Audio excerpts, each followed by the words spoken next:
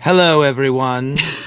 Hello. It's movie night. Is this the movie night voice officially? Is this the movie night? Hello. It's we should do the transatlantic. Hello, everyone. It's Welcome movie to night. movie Welcome night. to movie night. Tonight we've got a real heater for you. We got a real good one lined up for you tonight. We both do that really good. Yeah. I don't think I've ever done that. It's all that accent media before. training we've had. Oh, That's yeah. how they teach you to talk when Yeah. you do once in a while appearances on reality television. You got to do it like this. You got to do it like this. How are you, everybody? It's Mapleton's first live stream. Whoa! Yay. Well, welcome, Mapleton. Thanks for joining us. It's gonna be a fun night. It is. We're gonna watch a movie. It is Psychic Spy July. It is Psychic Spy July, and it is also movie night. So if you don't have your popcorn, grab your popcorn. You got a few minutes. Yeah. I'm still waiting. I'm actually waiting for something to render right now. We will stall for you. Go Yeah. get some treats. You Go have get time? a beverage, maybe a little blanket, maybe grab a pet, maybe grab. Rub that third eye a little bit. Yep. Get that third eye nice and opened up. We're going to be developing our psychic abilities tonight. Possibly. No, it is not an old John Edwards show. It's we're going We're much watching- much older than that, but with people who are very likely just as terrible. Wouldn't it be awful to just sit and watch episodes of? I used to love that show, though. I'm lying. John Edwards? Crossing over with John Edwards? Yes, I used to. I think I did. Wasn't he caught with like an earpiece? No, I think he was caught with microphones. Also, I Oh, think like- they had the seats all mic'd up, and the PAs were listening. Oh boy. I think they actually caught that, You in know, his studio. Originally tonight, the plan was, which I've talked about, I was very excited because I had a specific film picked out that we were going to watch, but because of who made it, when it came out, and what the subject matter was, I pre-screened it Mhm. and went, nope, we're not watching that. A little bit too spicy. Mhm. And as It much hit all the spices on the spicy meter. as much as I know that we're all adults here and we can Uh-huh. handle sensitive subject matter, I made an executive decision that the world's too much of a bummer right now Yeah, that's a good point. to focus on that. Mhm. So we're going to watch something a little more lighthearted, Mhm. bit older. Mhm. It's a little bit longer. It's Ooh. a feature-length documentary. This is like an hour and a half long. Yeah, we're gonna strap in because this is an hour and a half long, friends. So it's not rods. It's not 25 minutes. We're it's gonna not be here for a rods. little while watching this thing together. But I think for some of you, if Mhm. you've been around the block a few times, Yeah. you might find this very comforting and very nostalgic. Yeah. If We have you a poster of it on our wall in our living room. have a poster of this movie Mhm, on our mhm. living room wall. Mhm. Well, if you haven't seen this and you're on the younger side, you're going to get a fun glimpse into a bunch of people who proclaim to have psychic powers. A Mhm. couple names you might recognize, maybe only because of the podcast, maybe only because of maybe a book you've read here and there, but a bunch of people you probably might not know either. Yes. I don't believe there's any declarative statements about their validity. Mhm. So I don't imagine we're going to have any startling revelations about how fraudulent psychics perform their tricks. Yes. We could discuss some of that if you'd like us to. We'll do running commentary as we do with movie night. So we will be stopping along the way and Yep. popping in with our opinions about Of course. things. We'll How have, could we not? We'll have running commentary and Mhm. everything. I will say that this movie is old. This one I did not pre-screen because I was already sure that it's fluff. Mhm. It's fun. It's I don't think it's meant to think too hard about. You never know, though. It's old. There could be some things in it. Just a warning. It's old. You never know. You never know. It's going to be an adventure. Let's go on an adventure together. I tell you what, though, we would have been laughing if we'd watched the original one. We would have been laughing. Maybe in the future. But I think we might have felt bad for laughing at certain points. Okay. That's fair. We would have been like, oh, I don't know. This is more serious than I expected. Should I laugh? Is it Should I appropriate laugh? to laugh? Yes. Yeah, anyway. So I made an executive decision because the world's too much of a bummer. There's too much bad stuff going on. Yeah, that's nice. And I We think wanna let's have a nice have a evening. fun, light evening. It's movie night after all. Mhm. We're gonna watch a popcorn classic. Ooh, Uh, how many buckets of popcorn? Oh, How I many- think this is a 5-bagger. 5 bags of There's a popcorn. 5 bags of popcorn Mhm. and maybe 1 bent spoon. Just one. I'm missing the fact that we don't have graphics pop like the bags of popcorn popping up. Wait, don't tell me Sylvia Brown's fake. You No! know what's funny? I almost bought a Sylvia Brown t-shirt the other day because Really? it was so funny. It was vintage. But then I was like, I don't want people to think I'm wearing this unironically. Yeah. You know. Oh, that's You have good. to be more though. careful about that Sylvia these Brown days. was so mean to people.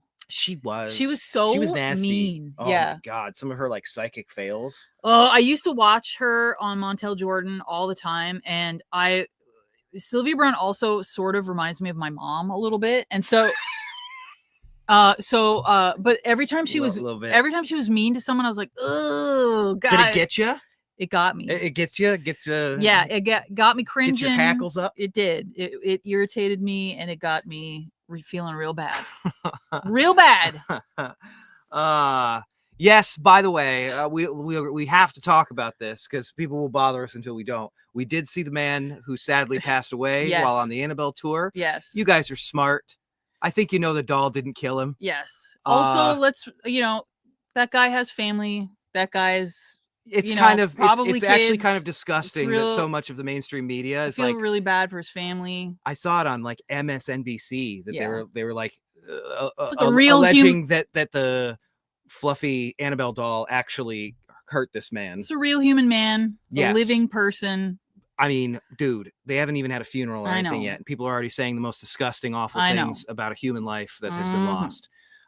Despite anything that this guy might have supported or people he might have worked with or what we think about him, it is always a sad thing Yeah. when someone passes away well before their time. Unexpectedly, yes. So that's pretty much all we have to say about it. I mean, we can get into more detail during the fireside chat, I guess. We really want to, but Yes. It is very sad. Yes. But yeah, I want to stress at some point we'll have a bigger unpack it. bigger conversation about this. Yes. Maybe when more information comes out about it. Yes. But anyone who's capitalizing on that right now is an absolute scumbag, monstrous piece of garbage. It was a human being, a human living man. Yes. And he probably has kids, and he probably has a family, and he probably has people. I've blocked in his so many life. people on social media for like banging on this drum because it's just so unbelievably vulturistic It's and ghoulish. gross. It's very Ghoulish. ghoulish. Okay. Let me on that note. On that note, you want to watch some more ghoulish stuff? No! Oh my god! Let me grab the tape. I forgot to grab. He's got to grab the tape so that you can get a look at the cover, because part of what makes this so good is I'm hoping that the aesthetics of this movie. The aesthetics are great. But the aesthetics are amazing. I hope they're in the whole thing. I hope we get the whole thing feeling that way.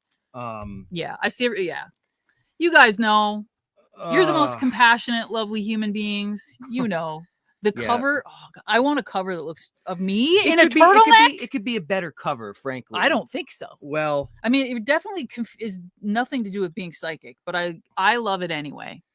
Oh man, even if Ryan Buell's saying let's not speculate. We've lost the plot. We've gone beyond the pale. I think. Yeah. I think people have taken this too far. But you know what? Maybe so. Guess what? You guys started this. So, well, not them. No, not you guys. I'm talking about the Warrens. Someone wants to know if your shirt is a weed shirt. It's a great band that you should listen to. Green Lung. It's like just one of the coolest like metal bands. Also watch right their now. music videos. Music videos are fantastic. They're the most beautiful music videos. The Midnight Sun music video is one of my favorite. Yeah. Music videos. All right, let's see this cover. Okay, here's the cover of what we're watching tonight. We're not gonna waste much time. Because it's an hour and a half long. It's an hour and a half long. We're watching a Marvel, everybody. We're watching the new Marvel. It's supposed to be nuts. It's supposed to be nuts. Let's see it. This is it. This is what we're watching. Tonight we're watching from 1976. Ooh, good year. An exciting new look at the world beyond and the awesome powers that exist in all of us. It is The Amazing World. I have to hide my face. Hold on. The Amazing World of Psychic Phenomena. Who doesn't want hosted by Raymond Burr. A professional photo of them wearing a turtleneck and standing in front of a lighthouse. This is a 50-year-old film. New revelations from the mysterious world of the unknown. My God, I love it. Is it really possible to bend metal with thoughts? Put a picture on film simply by staring at the camera? Accurately that's cool. Predict the future? I'm actually really excited to watch this. I mean, I think unironically, everyone will genuinely like this. Okay. Regardless of what you believe. Yeah. And you probably shouldn't believe much of it. Raymond Burr takes you on a revealing journey into another dimension with the help of experiments conducted in universities, laboratories, and other major research centers, and with the presence of some of the world's most respected psychics. How much do you respect these names? Uri Geller. What? Gene Dixon, Peter Herkos, and Ted Sirios. This astounding program explores the many aspects of the spiritual and the supernatural. Here is actual film footage of psychokinesis, thought transference, ghosts photographed and audio taped, spirits that travel out of their bodies, real mediums conducting seances, and psychic investigators solving crimes. Psychic investigators? That's an amazing title. Get this. There's also a fascinating test that enables you to judge your own psychic and ESP abilities. We can do we can test our believe abilities. There is a test in the film. Oh my God. That we can all take together. This is incredible. Fantasy or fact? The shroud of mystery is falling away, and scientists now say that if we are not afraid to push beyond the boundaries of our own experience, we might learn to channel our latent powers. Perhaps this extraordinary film can begin to show the way. There you go. That's the selection for this evening. Mm-hmm. Maybe. Actually, can I have it? Yeah. At some point, Dana did say maybe we can do like a movie night after dark. Yeah, an after dark sometime and watch the original selection. We can call them like movie night spicy edition. We'll give you guys, maybe some warning about some of the subject matter and discussion in it. But I just think that some of it's a bit too heavy for this moment. Something that's supposed to be fun. Mm-hmm. Where we just hang out, have a good time, and enjoy each other's company, while all of the world burns around us. Maybe not. Okay, who's Raymond Burr? Great question. This man. Old actor. Don't worry about it. It's not important. I really want to recreate this photo with Keelan. Yes. Keelan, you would look so cute. That's true. With the lighthouse, turtleneck, a lighthouse. Yeah. I love this so much. The amazing world of cryptozoology. Yeah. That's starring what that could be. Keelan Matthews. Okay. All right, here we go. I'm gonna see. Is this ready? Is it ready? Let's see. Oh, is it still going? Do I still have a few minutes? No. Oh, nope, there it is. There it is. Okay, cool. Oh my God, it looks so good. It's rated G. That's good. It is rated G. What was a G in 1976? We're about to find out. Probably today's R. Again, I just want to say this is 50 years old. Yeah. There will probably be some things that didn't age great. All right, let me pull this up on screen. I like whenever Greg's doing something and he's trying to like focus on what he's doing, but also pay attention to people around him. He has like songs that he'll always go da da da da da da da da. It's very cute. All right. Whoa. Okay. All right. How do you guys want? You want us down in the corner? You like that? Hey, that looks pretty good. Look okay. Should I make this bigger? Let's see. Can I make it bigger? I don't know if you can. Yeah, this is fine. We're tiny. We can pop ourselves back up on screen if you need us. Again, I always ask you this. If you want running commentary, we'll give you running commentary. That's usually people want us to. I don't know how much we'll have to add, but we'll try and give you at least a little bit of context for things, maybe, if we can add context. All right. Oh my God. Are we ready? Let's do this. We got to put our headphones on for this. Okay. Check 1 2. All right, there we go. Good. Check. That's my roadie sounds. That's what they do. I'm sure there's some roadies out there. I'm sorry if you're a roadie. Is that how you do that? I love it. I love it. It's so fun. I could do that. That could be my job. All right. Well, apologies to all the roadies out there. The people who actually Shannon, that was my roadie ASMR. Okay. We'll give you commentary. Don't worry. All right, here we go. You'll notice that the quality of this VHS is very low. It's kind of part of the charm, though. It clearly was a very bad transfer from an actual film. This did play in theaters. You would go to theaters to watch this movie. Oh, that's so cool. Which is why it has a rating. It has a theater rating. Yeah. So imagine that. There was a time when this was playing in theaters, and you so would go to the theater to watch this documentary about psychic powers, and then you'd go out afterwards and you would try psychokinesis with your friends. Yeah, it was 1976. 1976. You probably also tried some cocaine. Well, I mean, some people probably tried did. it. Yeah. Yeah. Okay. It was All legal. right. It was legal back then, It was right? legal, yes. I believe it was. All right, here we go. The 70s were wild. The amazing world of psychic phenomena. Yay! Oh my gosh, the crackle. It's real.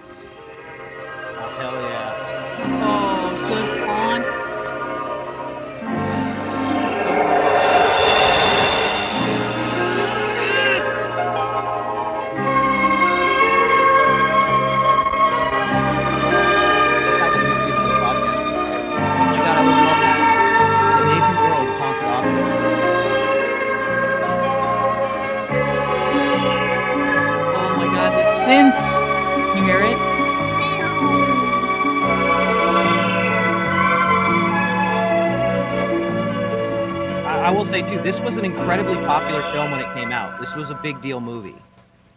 Man has traveled to the moon. He's explored outer space. He has studied this Earth from pole to pole. But only now is he beginning to understand the strange and mysterious powers said to exist in all of us. Powers known as ESP, or extrasensory perceptions, or simply psychic powers from the Greek word psychikos, which means of the soul, spiritual. We have all heard of these powers. Ah, yes. Of men who can bend metal with the powers of their minds, of thoughts mentally transferred through the air, of thoughts even being photographed. We've heard of spirits walking, of ghosts talking.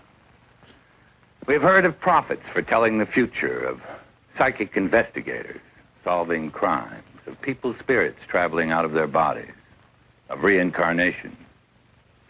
Of men casually leaning against fireplaces. Some have been just saying words. Skeptical but tantalized. Intrigued by the possibilities. In this motion picture, we're going to examine these possibilities. Our camera teams have traveled around the world collecting the evidence. Great effort has been made to scrutinize this evidence, to assure authenticity. We are going to examine firsthand if these phenomena are fact or fiction. Oh my God, it's so good. From the beginning of recorded history, there is evidence that man has always possessed psychic powers. Proof of this can be found among the Earth's few remaining primitive cultures, such as the Stone Age Aborigines in the Australian outback. As I said, anthropologists report that people here are capable of transmitting and receiving thoughts telepathically, often across hundreds of miles. Early civilizations like those in Egypt and later in Greece and Rome called upon clairvoyants to interpret the past or to see into the future. These clairvoyants were called oracles or soothsayers. And like people today, they sought visions of the future in crystal balls or in the bumps on a man's head, or in tea leaves. Ah, yes, this lumpy head. Or in the stars. Tells me everything about your future. It has been man's desire to know his future, even his future after death. Oh, check out what cards those are. Oh, no way. About his psychic being. He has relied upon psychics, sometimes called prophets, to tell him about this future, from the days of the Bible to the days of Nostradamus. Nostradamus was a 16th century physician whose cure saved hundreds of lives from the plague that spread through France and Italy. All recreations. He's remembered today, however, because of the poems he wrote, poems in which he foretold the events of the future. He foretold of the organization and failure of the League of Nations 500 years before it happened. He wrote about the rise to power of Adolf Hitler and the Third Reich. He foretold of the abdication of King Edward VII of England for the woman he loved. He predicted the atomic bomb.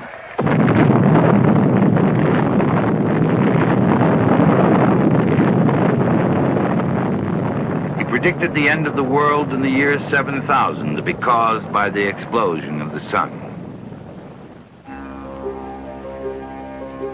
After Nostradamus, in the dark years that followed in Europe and America, many who prophesied accurately or who achieved other psychic phenomena were thought to be witches and were burnt at the stake.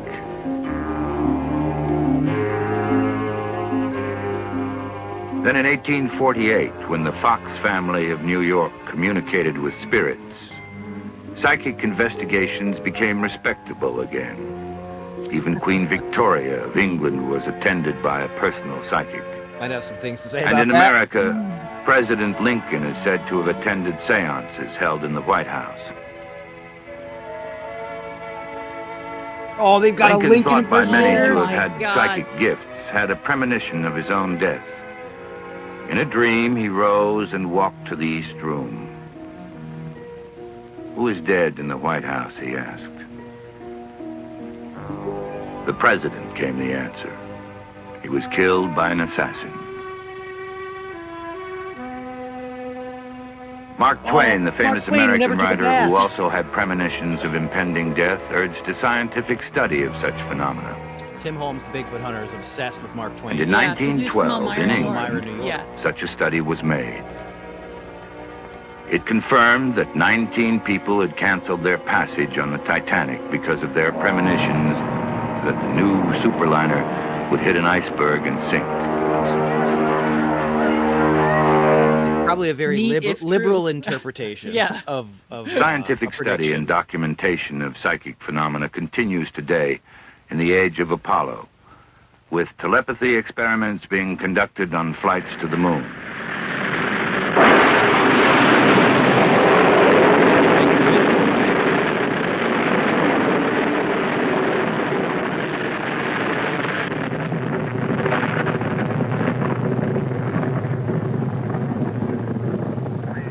On Apollo 14, Captain Edgar Mitchell, the sixth man to walk on the moon, conducted several ESP experiments. He reports that he successfully transmitted telepathic images back to 4 people on the Earth. Mitchell is now president of an organization committed to the study of psychic phenomena. I feel that the study of consciousness Oh, look at and this the study guy. of mind Wow. is offering enormous that hope collar. that we Yeah. might, in the not-too-distant future, start to answer some of these ages-old questions. Psychic research, or psychical research as it's more appropriately called, is one aspect of this. It is allowing us to demonstrate, using the tools of science, that there are faculties of man's mind that we have never understood as scientists.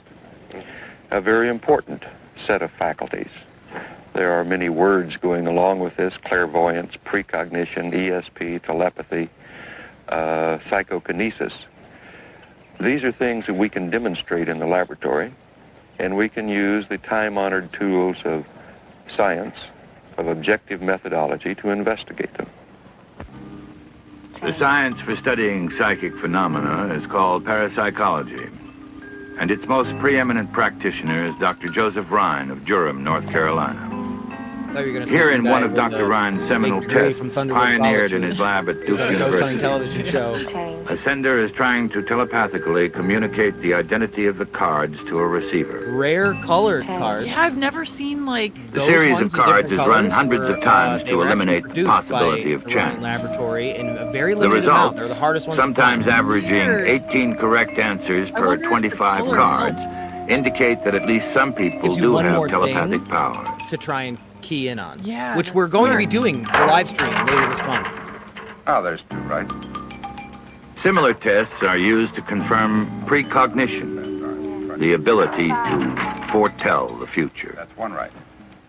Here in a laboratory situation, the subject is attempting to foretell the future by predicting which numbers will come up as a result of a random tumbling of the dice. Right that time. 1. Hey, you got all three that time. This man, Jerry Termel of Lake San Marcos, California, does not predict which way the dice will fall. He has, under laboratory conditions, actually influenced their fall, moving them only with the power of his mind. We brought Jerry to this studio to see for ourselves if he can really influence the fall of the dice. Jerry, Dr. Landy will roll the dice. Now, you please call out the number you're going to force the dice to roll to. No pressure, Jerry. I'll call the 7, sir. 7. By How many times do you think concentrating they on shot the that? number, Jerry, with the power of his mind, can Wedding control the I love his movement of little the smile. dice, I did. make the number 7 come up. And a 9.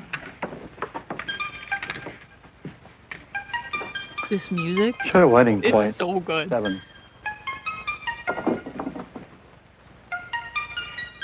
Did he do it again? He did it Such again. control in the Jerry, holy moving of crap. objects with mental energies alone is called psychokinesis.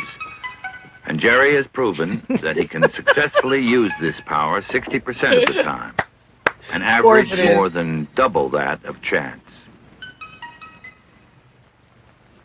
At the University of California, as at universities around the world, researchers like Oh, Dr. Charles awesome. Tart are making See, continuous I would efforts love to to find one of extend the these, study. Yeah, man. We need where one of are these in they? the collection. That's awesome.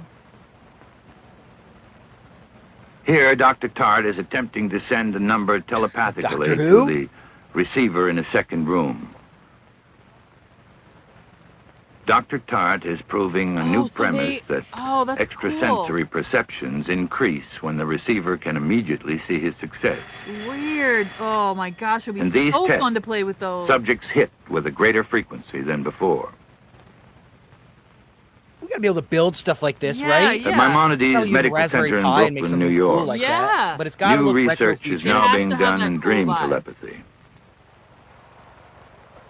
While a receiver sleeps in another room, monitored by electronic brainwave machines, a sender concentrates on a target picture, trying to infiltrate his thoughts into the receiver's We dream. should try that. Yeah, let's do it. We should try that. That would be Michael, so wake fun. up. Can you tell me what's been going through your mind now? Blue eyeshadow, baby. Yeah, We gotta bring it back. I was at a circus and was laughing at a clown in a big red suit. He was making me laugh. He was very jolly. And he was holding these 3 big red balloons.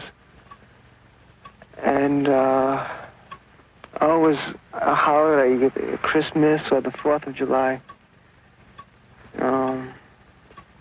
That's it. That's all I think. Okay, thank you. You can go back to sleep now. In the experiment that you just saw Dr. Stanley Krippner. was Stanley a Krippner. scene in Honolulu of Santa Claus Wow. during a Christmas party on the beach. Oh my god. We have The to dream try report that. of the That's sleeping so fun. subject mentioned a circus The and only a thing that clown would in a suck big is just red being suit, woken up multiple times. therefore showing some correspondence with the festive atmosphere of the Christmas beach party. Then when the subject went on to talk about red balloons and a fat and jolly man, he's capturing some of the color and some of the atmosphere which we associate with Santa Claus. Finally, the subject does specifically mention Christmas, therefore adding an additional correspondence to this particular picture. All right, this unironically slaps. This is great. So Another far, kind so of good. telepathy experiment is this one conducted in Prague, I'm getting a lot of Czechoslovakia, ideas, honestly. where an attempt is being made to communicate taste.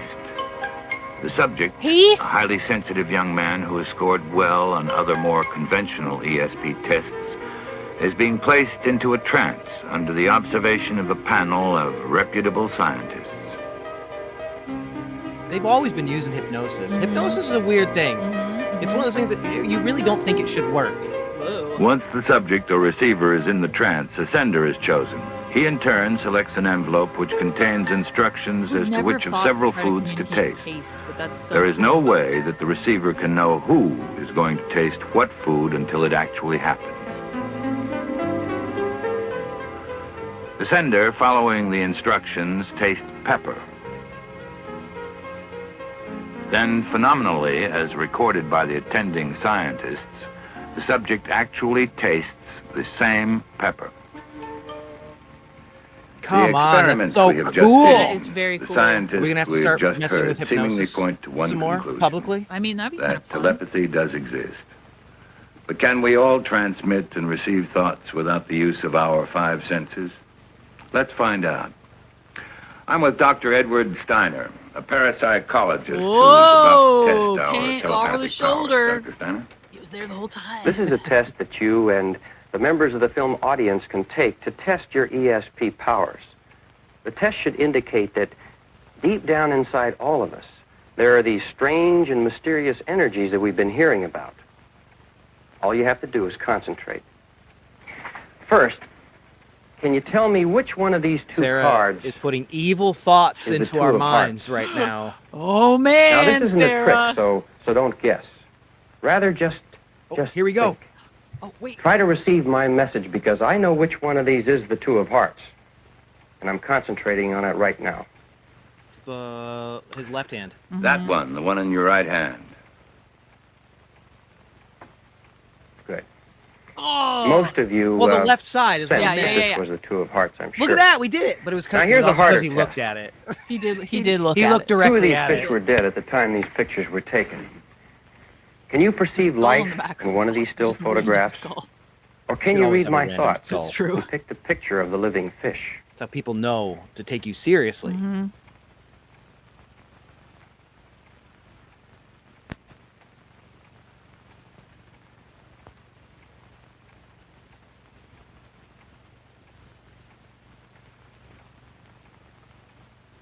The one in the middle? I'm gonna say the bottom.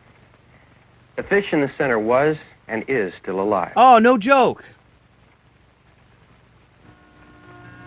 I'm glad. Look at him. Look at him. Look at him.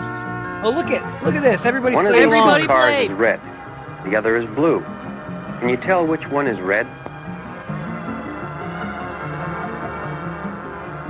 The second one. Yeah, I want to say the second. I would say I was gonna Wrong. say the first one. Oh, we were wrong. I was wrong. You were right. The perception of color by telepathy is usually a good indication of a subject's ESP capabilities.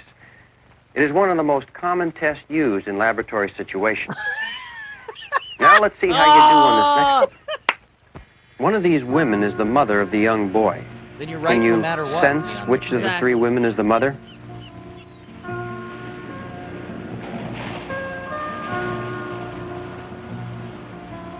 I mean, I think probably the second person. The one in the red shirt. Very good. Now can you also tell which of these two young men is hang gliding for the first time? The one The who's one rat spinning, crashing. yeah. First one. The guy who's screaming at the top of his lungs. No, the one in the rear. First time up and not a worry in the world. You were right 3 out of 5 times. Perhaps some members of the film audience scored as high. It's not a bad score. Not even a professional psychic would have scored 100% on these tests. Even they are wrong about 25% of the time. Thank you, Doctor. Basically, what we tested here was thought transfer or telepathy. We have proven, partly at least, that we all have such powers. Now, we've all had practical experience with telepathy in our everyday lives. We thought of someone just as they called us on the telephone or said something just as someone else blurted out the same thing. Experienced that kind of a thing. But sometimes telepathic communications occur in very dramatic situations, as it did with Diana Ryder of Illinois in 1975. Diana, age 27, is a secretary to a lawyer during the week, an amateur pilot on weekends.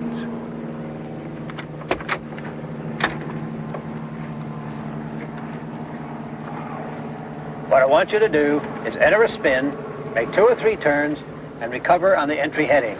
What if I black out? Don't. I'll try not to. Just keep concentrating. Think of nothing but what you're doing. You'll be all This is right. obviously like a prototype for a lot of Josh, like let's do it. future paranormal reality TV shows where they do a lot of recreations and stuff. Yeah. It looks like they cast actual actors for this. Yeah, I was thinking like not listen. Extras. We all know, we've seen the shows. The recreations sometimes leave a bit to be desired. Yeah, yes. Nothing in good. Diana They're pretty Ryder's good. past could prepare her for the experience she was about to encounter. She had never before voyaged into the world between, never before sensed the mystery of the supernormal. With her concentration on a single task, Diana had freed her mind and opened it to a telepathic communication, a message that threatened to erase her concern. Ooh, that's interesting. For the You job know at what he hand. said? All right. He talked about how, and it made me think of the Estes method. We're going to talk more about this when we get to the remote viewing experiment that we're doing next week. Mhm. Her conscious mind had a job and was busy, Oh, so it kept her distracted. while her subconscious mind allowed things to slip in. Yeah, and the like. And she had the impressions. And Yeah. that's really important, actually, when you look at major remote viewers, like Mhm. people who claim that they've worked on government remote viewing projects and things, they will often talk about how you have to keep your conscious mind busy. Mhm. And it makes me think of the Estes method. Mhm. Why I personally think the Estes method works Yeah. is because your conscious mind is busy listening for words, Yeah. while your subconscious mind is allowed to slip images and Mhm. feelings and other words in. Mhm, mhm.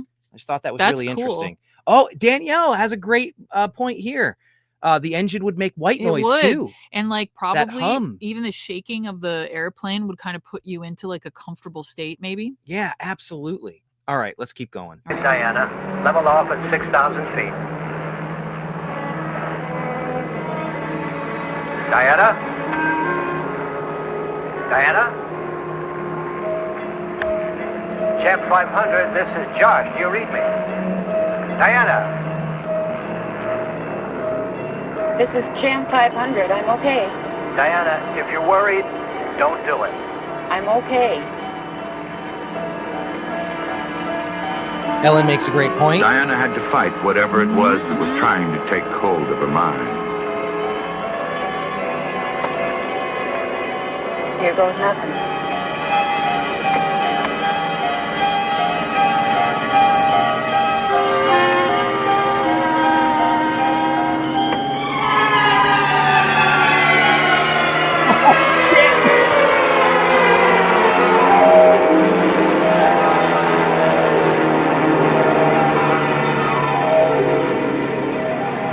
With her task successfully completed, Diana now clearly received the telepathic message.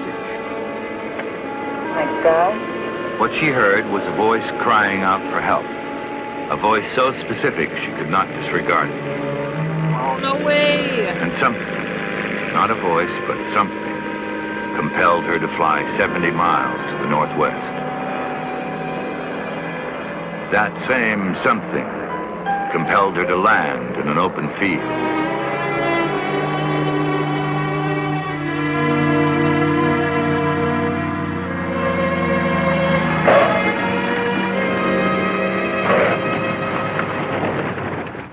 Is that a rough landing? Moments before her landing, the car on the nearby If I was in highway there, I'd went out of have been scared. control, veering away from an oncoming drunken driver.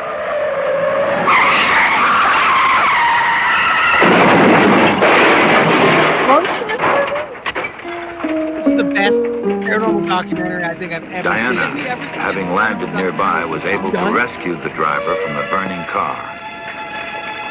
Diana's a hero. It's a real Miracle in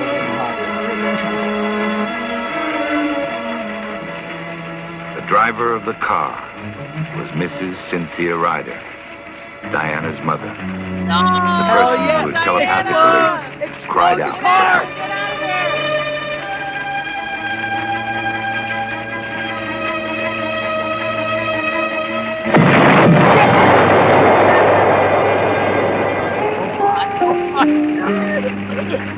We need to figure out how to get a budget for stuff like this. Diana Ryder and her mother experienced an extraordinary extrasensory perception, as have hundreds of others. Diana saved her mom. Theirs was a telepathic experience, perhaps the most common of all ESP phenomena encountered by the average person. This movie fucking Next rules. to telepathy, the phenomenon that most of us encounter is that of precognition, seeing the future. We've all had a hunch about something or have had dreams that have come true. So it was with Donald Parker of Los Angeles, California.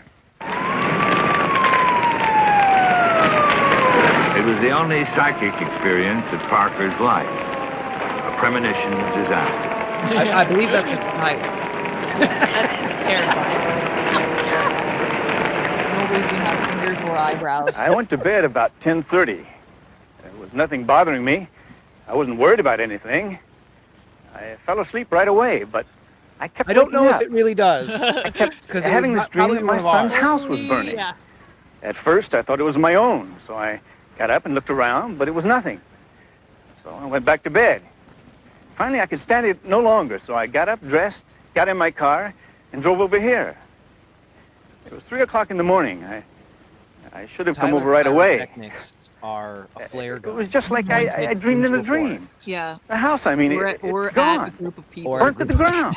Well, thank God my Around. son and his family are safe. Can heating premonitions avert disasters? In 1966 in Aberfan, Wales, 35 people had premonitions of a disaster that took the lives of 128 school children. They clearly saw before it happened a piece of a mountain slide away, crashing into the schoolyard below. Dr. J.C. Barker, a London psychiatrist, studied those who had had the premonitions.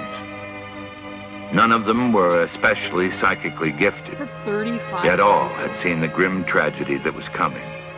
But there was no procedure by which they could use their knowledge to avert Is it. this real footage or is this a I recreation? think it might be a recreation. Dr. Barker wrote in his report on the Aberfan disaster that if we could all develop our natural but unused extrasensory powers, we might be able to alter the future.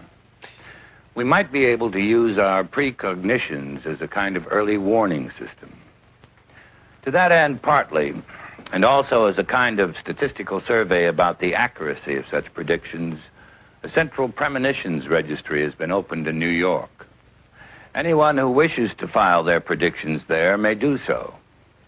Already seen by correspondents of the registry before they actually happened have been Dang, the everybody's assassinations saying that of was Robert actual Kennedy real and of footage. Dr. Martin That's Luther King. crazy, That's so dude. sad. Also seen were Rocky Marciano's fatal plane crash and the murder of United Mine Workers leader Walter Jablonski. These were premonitions by amateurs, so to speak, by people like you and me. The psychics who regularly see the future are monitored by the nation's newspapers and by television. Their success has been public and unusual. Dang, that's a hell of a John headshot. Robbins, for Boom. instance, predicted the bomb explosion at New York's LaGuardia Airport 4 months before it happened. Helen Stalls predicted Jackie Kennedy would marry a Greek millionaire long before the public became aware of Aristotle Onassis. Clarissa Bernhardt predicted to within 1 minute the earthquake that hit San Francisco at 3 p.m. on Thanksgiving Day in 1974. Bernardine Villanova predicted the collision of the aircraft carrier John F. Kennedy in the Mediterranean in November 1975. Dana, this sounds like girly ghost hunters. Music, doesn't Irene it? Hughes foresaw Senator Ted Kennedy's Chappaquiddick tragedy.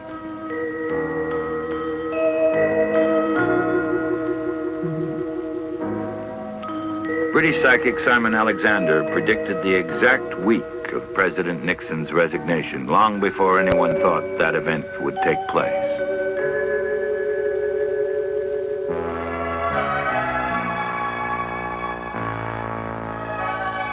But the psychic with the most noteworthy gift of prophecy has been Jean Dixon.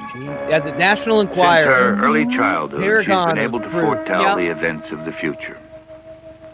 In recent years, she has astonished the public with her predictions of the assassinations of both Kennedys and Martin Luther King. Holy shit. Hold on. Speaking of, let's take a pause real quick. I have something I'm going to take off the wall and show you. Oh, yeah. I can see it from here. I think we have a few Jean Dixon things in the museum. We do. In fact, I got another one right here.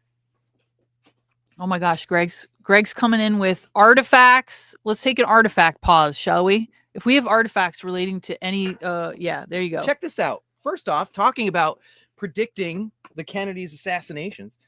Look at this. This is an original Western Union telegram. That's so cool.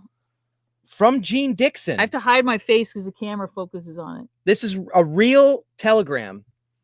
It says, Jean Dixon prediction. I get a dark cloud around Senator Kennedy with strings that lead backward. Seems like the heavens will not allow a shining light to break through at this time. I see surprising changes and decisions around him. There's a literal stamp on it that says June 6th, 1968, 1:55 p.m. And the prediction says January 1st or January 1968. Mm-hmm. So this literally has been hanging on the wall here at the HQ. And this is an original telegram of her prediction. Kind of cool, right? Cool. Wait, there's one more. There's one more thing too. Just to give you an idea of how humongous she had merch. Jean Dixon literally was. I think I have one of her crystal balls. You have too. one of her crystal balls. We actually have a couple of her crystal balls in the archives. We have a bunch of her stuff, but this is one of the cooler ones. This is Jean Dixon's horoscope predictor. That's how popular this woman was. She had an actual like predictor toy that you could buy. Cool. This was from this looks like from where was it from? I don't know. You could buy this. This was on sale for $2.99. Nice. Jean Dixon predicts your future in 10 different categories, including romance, career, health, and more. Is it not opened? No, it's not open. We should do it. Oh, of course. You can't open it if it's in the package. I could probably find one that's not in the package. Wouldn't that be fun? Package and we could play with Everybody it, could get their here's horoscope the thing. done. I don't know how high this goes because this was sold, it looks like in 98. Oh, I wonder if it which feels very late. 1998. 1998. We're watching a movie about her from the 70s. That is really late. I mean, wow. Crazy. Anyway, Jean Dixon was a big deal. Huge. Back in the day. A big celebrity too. I don't know. I just thought that was cool. Yeah. It was a fun little artifact. A little side quest. All right. Back to it. A prophecy is something else. That's a revelation. No. Miss Dixon considers her psychic ability a gift from God. She is constant in her efforts to use that gift for the benefit of others. Senator Robert Kennedy, that was a forecast. That was not a prophecy. And Martin Luther King, that was a forecast. You're probably not far off. In recent years, Jean Dixon has turned increasingly toward astrology for help in seeing the future. She is among the millions who believe that our destinies are interlocked with the movements of the planets, with the shifting of the stars. For his purpose and his mission upon this earth. Proponents of this ancient art believe that our personalities develop according to what sign of the zodiac we are born under. For instance, those born under the sign of Aries are energetic, enterprising, like Charles Chaplin. Is this true, Aries? And Thomas Jefferson. Shout out all the Aries out there. Taurians born mid-April to mid-May are stubborn and musical, like Barbra Streisand and Harry Truman. Genevieve. Geminis are versatile and clever. That was a premonition. Like Bob Hope, yeah, Bob Dylan, and John F. Kennedy. Those born mid-June to mid-July are under the sign of Cancer. They are sympathetic and changeable, like Ringo Starr. Who are you? Leos are proud, domineering, authoritative, like the Emperor Napoleon. Napoleon? Hitchcock. Oh my God. There are much Virgos better born the Leos. end of summer are methodical, like composer Leonard Bernstein. Libras are just, honorable, well-balanced, like President Eisenhower. It's Carl. Scorpios born mid-October to mid-November are independent, like Charles de Gaulle. Those born under the sign of Sagittarius are impulsive, like Frank Sinatra. Capricorns are ambitious, self-reliant, This is cute. strong. You're giving everyone like a little breakdown. Like Joan of Arc. To be born under Aquarius makes one Now you can honest, tell people humane, That's what people say. 'cause they're like Bob Hope. Clearly. like Babe Ruth or Abraham Lincoln. And Pisces are sensitive, like Elizabeth Taylor. Can I have the knife, please? Not all psychics see only into the future. Oh, man. Here, Peter Herkos, a psychic investigator, is attempting to help a metropolitan police department by looking into the past. He does this by receiving images from the murder weapon, hoping to reconstruct the crime, identify the The murderer. body was murdered. The blood was in the bushes there. The girlfriend ran back in her car on a dead end Everybody's shirts were aerial. Turned the car around. Herkos has been recruited by Very police complicated departments design. around the world, including Very Scotland expensive. Yard. very expensive. He was hired to help find the Boston Strangler. And collars. Did police work on the Collars Charles were- Manson murders. Damn. Like a suitcase. I mean, that's She a was good stuck to point. death. He's just fondling. I know, he's like, he's licking it. Long. Fun hard, fact: Peter Herkos was put away in jail Yeah, for this murder. dozens of murders. Yeah, all of which he psychically had premonitions for. And Herkos is not the only all practitioner of this unusual profession. There are others, men and women working on all continents. We are now going to see close up how a psychic investigator works as we follow the step-by-step investigation Here we go. of Pay one attention. murder kids. case. Happened All right, around you here. This be is a psychic investigator. all right. May I have the photograph, please? For 6 months, the obsessed. police I- in I a recreated California this. town were I stumped believe by this what was had an become actual known as famous the Pier background, too. Murder. I was looking this up A earlier. 17-year-old Catherine girl Drake. had been found dead. The girl was about 22 or Psychic 23. detective. I see her with long, dark hair. Oh, this is why there's a lighthouse. Oh, we're suddenly starting Maybe a to little understand below the lighthouse. shoulder It's length. been Let's try kind it of- over here. By being able to psychometrize, that is, to read Psychometrize? messages That- from an unseen photograph of the victim. Oh, maybe over The psychic investigator is able to tune in on the crime itself. She is able to locate the scene of the crime, Anna? describe and identify the victim. Annabella. That's the name. So far, so good. But we know all that already.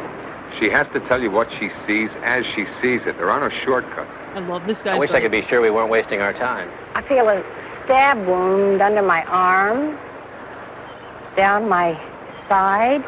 No way she could know that. Nobody knows that. That was never released. This guy doesn't believe anything. What is she doing? Look at the photograph. At the position of the The body. psychic again senses information about the crime, how the body She got in that position very fast. So this, I've never seen this on the Dead Files, Yeah, where yeah, you well, lay yeah. down and imitate the Oh death my pose. God. Wow. Incredible. Uh, Incredible. all right. I hope I you're love that they did this shot where she's standing here and just slowly like leans down and then suddenly she's completely in a different position. Holy shit. Amazing. Well, the reenactments maybe are my favorite part. these of are this whole thing. pretty incredible. Oh my God, it's so good. Yeah, wow. I'm not joking. I kind of love this movie. I Mhm. mean, despite some problems, It's it is very 1976. fun. Yeah. of the girl fell to the ground, how she was found. She teleported. Later, using a personal object of the victims, the psychic attempts to secure more critical data. Often this information will come while the psychic is sleeping. Arnold, don't. For this reason, her assistant always monitors her sleep. Oh, please, my Arnold. gosh. No. I'm going to do this with you. Her assistant always monitors like her 8 see her hours of running. sleep every single night. Oh, she's very frightened. She's running. Running. Arnold. He's about 5, 7. I love the part where he was like, I 5, just 8. we know whether we were wasting our time or not. Short. I want you to call blonde me your hair. assistant from now on. The assistant. Arnold's I need you to watch very me sleep sick. for He's 9 hours. diabetic. He's News for you, buddy. I already do. very, very sick. Oh, she loved him. shit. She, This is like she a loved him very end much. episode. He's doing double denim. I know you're Canadian. I know, trouble. Get out of there, lady. Gave her the ring. The information obtained during the psychic stream is reported to the police. Not far away.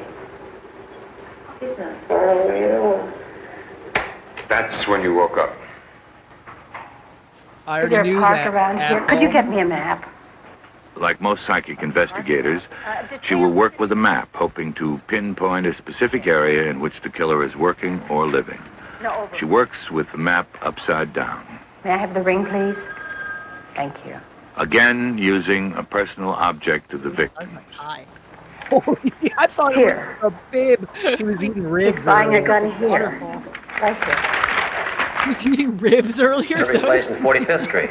There's a gun God, shop take there. his He wants to red kill lobster again. bib off. Who? Where? He wants to kill his doctor. Oh, wait a minute. I see horses around here and a butterfly. That doesn't make any sense. But he lives with horses. There are horses there, lots of horses, and a giant butterfly. Not anywhere near that pier do you see any horses.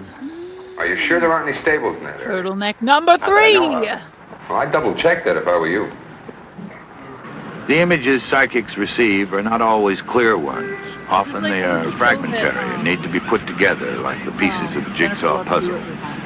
Ghost Whisperer? Ghost Whisperer. That's what In this I wondered- instance, the giant butterfly the psychic had seen was part of a large, brightly colored wall painting, Yeah, it wasn't and the Sure, horses yeah. were the horses of a carousel. Listen, do you hear that music? At the carousel. Those are the horses. It's funny because it's weirdly giving like a good example of how The psychic not always investigator has led right, the but police to the building where she believes the murderer You know what I mean? worked The archetype and lived. Yeah, images. it's not like horses. There is a small room in the back of the carousel. It's giving a good. So this is not an actual psychic. Yes. This is an actor. Yeah. But I think it's a good example.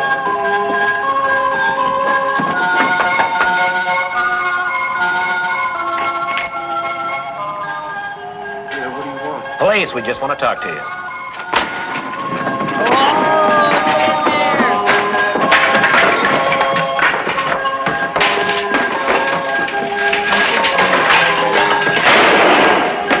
Oh my God, the psychic is get in there. The most that's, successful of protocol? psychic think detectives so. is right about 87% of the time. Arnold confessed and was convicted. In this case, based on the actual files of a psychic investigator, the clairvoyant was also right, both about Arnold's sickness and the purchase of a gun. But she was wrong about one thing. Arnold said he did not want to kill his doctor. He bought the gun to kill himself. Because of their oft-times flamboyant roles in the solving of sensational murder cases, the psychic investigators become celebrities. This library is color-coded. Equally renowned for her psychic kinetic powers, but less well known to the public, is Nina Kulagina of the Soviet Union. So there is a Here, in an long-standing experiment conspiracy supervised that by a Nina panel of scientists, she gives a dazzling basically display of her psychic the ability. Soviet Russia's version of Uri Geller. Yeah. And it was just as real as Uri was. Yeah. And these people were just gaslighting each other. Yeah, to try to like. The scientists have like, determined that yeah. Kulagina's heartbeat quickens to 240 beats a minute while she is performing the psychokinetic task. At the same time, electroencephalogram measurements show that the waves emanating from the back of her brain generate 12 times more voltage than a normal person. Oh yeah, they never mentioned the butterfly. I know. I was just thinking about that. I thought, yeah. And Emma says the butterfly. Back here in the brain is something called the pineal gland. Some researchers believe that it's here that the electrical chemical components of the brain get charged up, the pineal gland, redirected, causing a sharpening of our extrasensory powers. Why does that gland work for some people and not for others? Oh, I guess it's a trick of nature. A trick of nature. Born with this gland bursting with power. Others are born with it inactive. Others, like Peter Hurkos, suffer an injury that causes this gland to come to life. That's only theory, isn't it? Still unproven? Yes, that's true. But what is proven is that we are made up of the same things as the stars.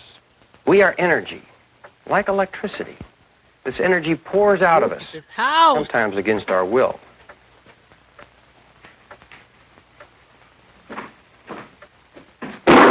Ooh. This house seems to have a mind of its own. Mr. and Mrs. Mike Rogers of a small town in Florida knew nothing about such psychokinetic energies when suddenly objects in their house began to mysteriously move. Easy, honey. Easy, dear. Their phone began to mysteriously ring. You know, maybe that's it. Maybe RFK just is Hello? looking out for our pineal glands. Hello? Doesn't want them to become calcified. Hello? Just thinking about it. We'll just trade our teeth. Third time tonight. For pineal. No one there. They did not know then about the powers of human energy. That's scary. That actually got me.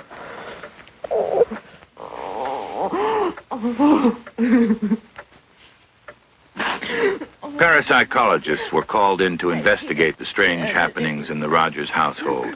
First, to determine if the house were haunted. Second, to see if psychokinetic energies were being unknowingly unleashed. These actors are giving it right now. They're in the scene. Themselves on the walls and the light bulbs explode. The papers are flying.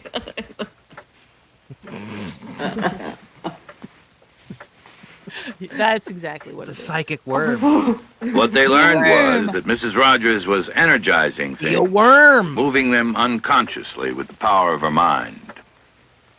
Such psychokinetic powers are not as rare as they might seem. Children often unconsciously act out their hostility toward their parents in this manner. Or, as in the Rogers household, wives act out their hostilities toward their husbands. We should be making. No, it means the worm is trying to get out. Help me! The worm is like, let me out of here, please. Get me out of here. Oh! We have more, that was actually very cool. These powers also one day mysteriously abate, go away as strangely as they had once appeared. In Mrs. Rogers' case, she came to understand what was happening to her, resolved her problems with her husband, and today lives in a quiet, normal household. Another kind of psychokinesis is that practiced by a former Chicago bellhop, Ted Serios. Serios is capable of impressing his mental images on unexposed film. He takes pictures of his thoughts.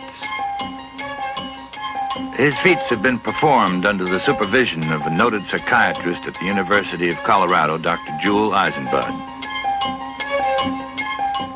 In this dazzling display of mind over matter, Serios points a camera at his head, and instead of getting a picture of his head, gets an image of the thoughts inside. Is that what he does? Yeah. Really? Yeah. Weird. It's Serios. Remember the X-Files episode about this? A panel of 25 scientists was invited to observe Serios attempt his psychic photography. Later, all 25 signed statements that the experiments were valid, agreed that every safeguard had been taken to protect the integrity of the test. I'll tell you in a minute. Okay. The argument. Here are some of the results of those experiments. In each of them, subjects tried to communicate target pictures to Serios telepathically. Then pictures were taken of Serios' head. The first target picture was the twin-towered cathedral in Munich, West Germany. A photograph taken of Serios' head resulted in this exposure on the negative. The target, a livery stable. Sirios mind photograph. You know what? Here's the thing. Even if it's not real. Here the target was so Trajan's column Where in are the Rome. photos? Sirio scored twice, with the column and with the dome.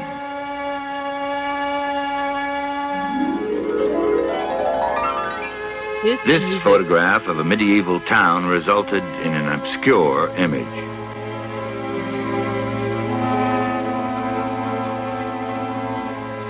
I mean, we could But try this that. picture of the Air Force's projected manned orbiting lab looked like this as it was photographed inside Ted Sirios' head.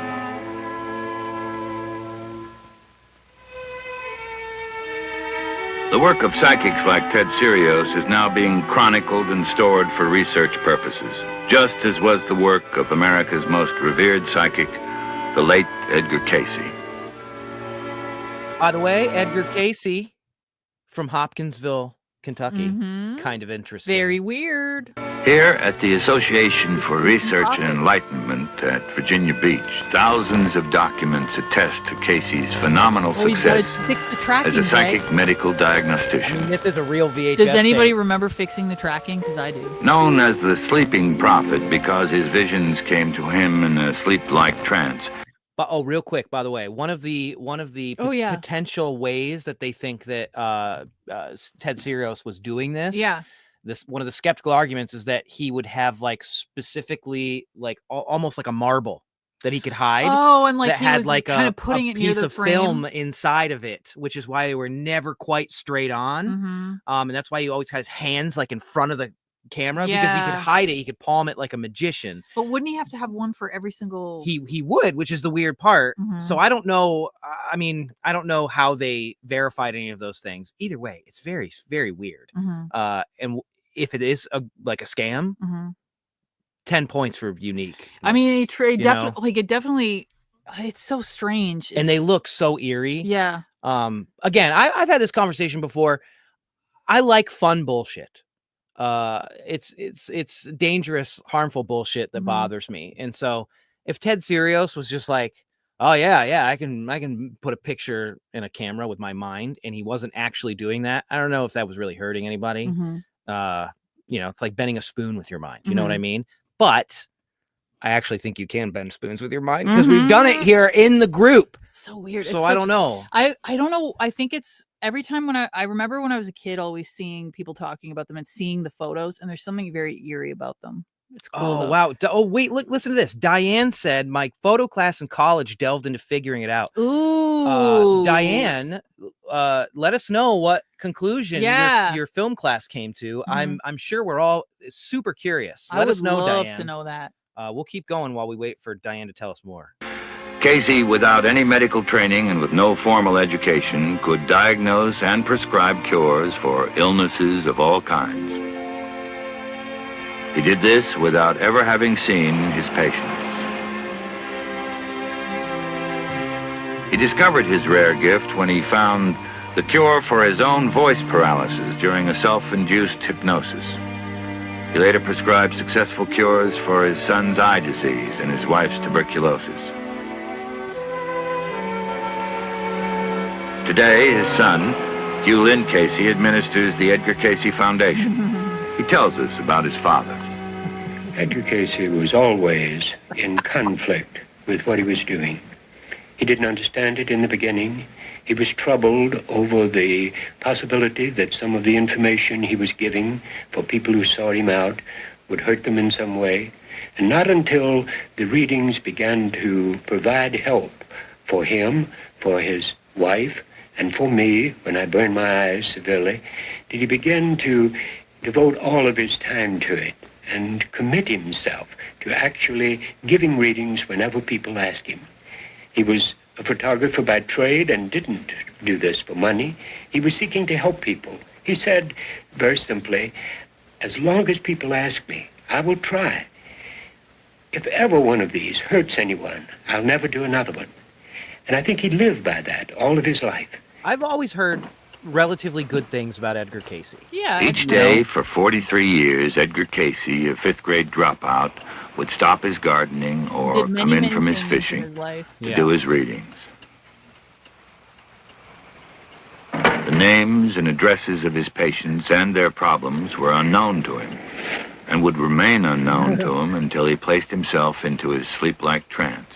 The name of today's subject is Miriam Roper. And at this moment, she is at 2745 Ashland Avenue, Vero Beach, Florida. In his trance, Casey would locate the patient, often thousands of miles away, and diagnose the illness. Yes. We see her. So Diane says do not know they her. all came out with different results in the photo class. Weird. They also That's studied never the crowd seen her of Turin, before. which is cool. Oh, that's so He attributed cool. his unparalleled powers to an eternal light that he encountered while in his trance-like state.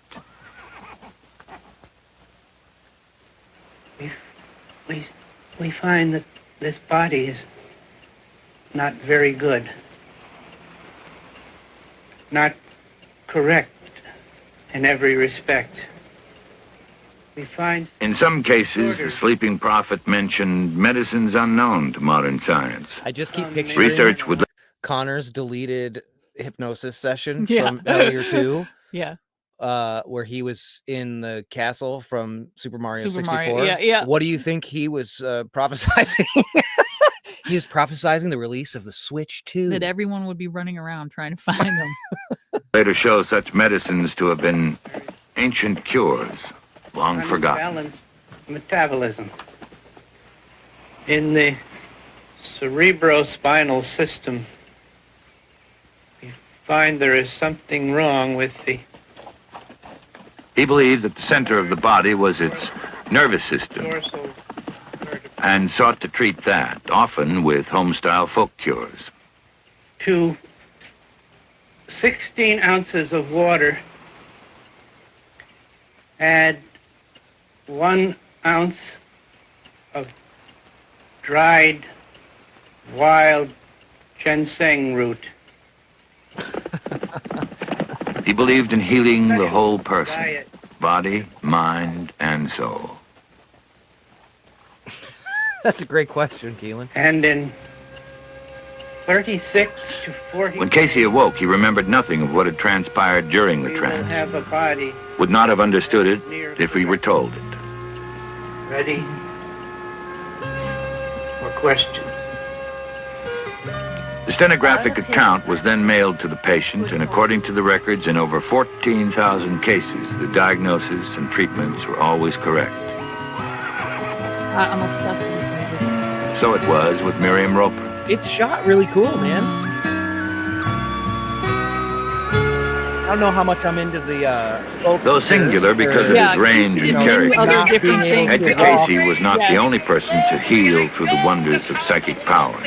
The late Catherine Kuhlman was one such healer. By the way, people keep asking, we got to see the Connor hypnosis session. If you watch the Betty and Barney Hill episode of the Haunted Objects podcast in season 1, there are clips of it. There you are can actually clips in see there. some clips of that. Carl sent over a few to put in it. It's very funny. And also, Connor was really creepy when he was under. He was as quiet. You could barely hear I him. could barely hear anything that he was saying. I think and Connor's kind of a quiet guy just in general, but he was like 3 times as quiet as normal. It was like he was just sort of like a little whisper of a voice. Yeah, go watch that episode It's if cool. if you haven't seen it, and it's a number one, a genuinely great episode. But there's a lot of discussion about hypnosis in there, and some unseen clips. Faith healers like Catherine Kuhlman are by definition psychic. That is a lot of people in there. Holy crap. Put it up now. Swing that arm now. This stuff bums me out. This I don't think is fun. Not at all. Parapsychologists say that they help the patients impose their own minds over their bodies. During a recent week-long meeting in Jerusalem, one woman tells how Catherine Kuhlman mobilized her psychic energies to effect the cure.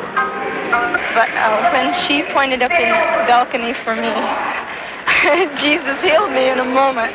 And And now what? No pain. I'm completely healed. That was 2 days ago. 2 days ago, yes. Still with no pain. No pain. Whatsoever. No pain. Praise the Lord. I have no pain. Olga Warhol is another prominent faith healer. My adrenaline. Her laying on of the pumping hands right now. has caused many of the men and women who flock to her to walk away whole once again.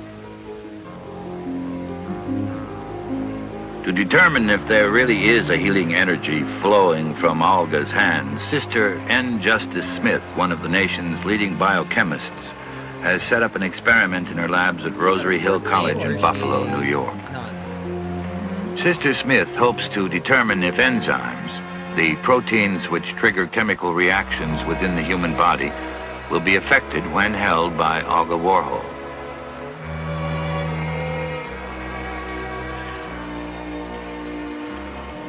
The results of the experiment show that the activity of the enzymes increases substantially when held by Olga Warhol.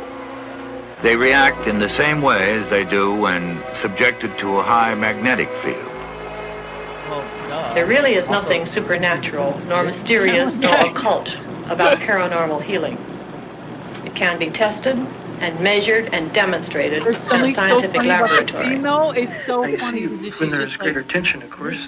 Because of the progress being made through the study of psychic healing, Yeah. a new science of consciousness is being introduced to help people help themselves. On a wrinkle, your forehead is Called biofeedback, it teaches the patient to control or even alter his bodily processes to fight off illness. less tension. Yes, I see. This time period, we really love. Modern medicine is They being love forced being to re-examine its concepts of We're doing healing. medicine.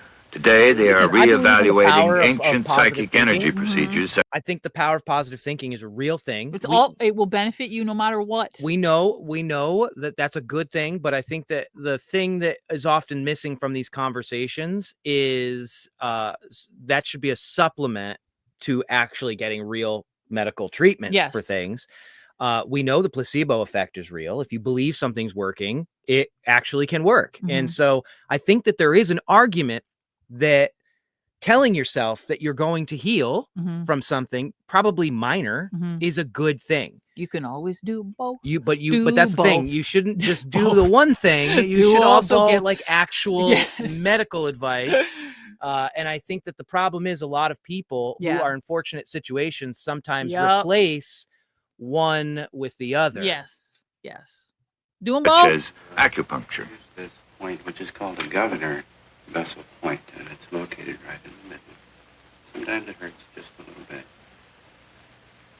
Based on the energy the Chinese call Qi, the procedure calls for the circuiting and recircuiting of the electrical impulses in our body. There is also something called psychic acupuncture. Well, Ethel, it's diagnosed as some long name, but Ethel DeLoach of I know, Florham I've been Park, shy. I New Jersey, thought, is like- treating a patient for arthritis. You know what's funny? I bet that this guy only read through the script She one time. exerts He only just psychic mispronounced a couple energy at the things. It's like I'm acupuncture doing point. it. You only get one pass, and that's it. She is doing what others do with needles, It's redirecting gonna the electrical impulses that run through our body.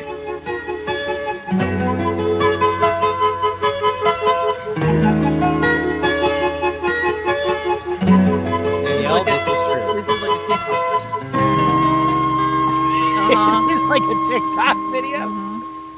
These are. I love these.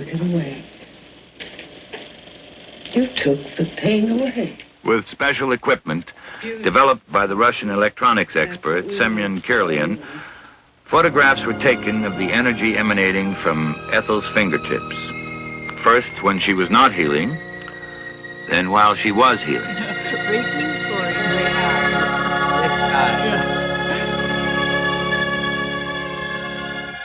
There is a dramatic change. Bright reds and oranges indicate something is happening in Ethel's hands. I believe this is Kirlian photography. Yeah, it looks so cool. It's beautiful.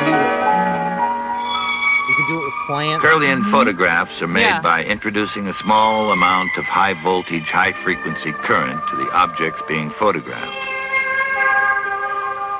All forms of life emit such discharges. They cannot be seen by the naked eye, but can be photographed with Kirlian equipment.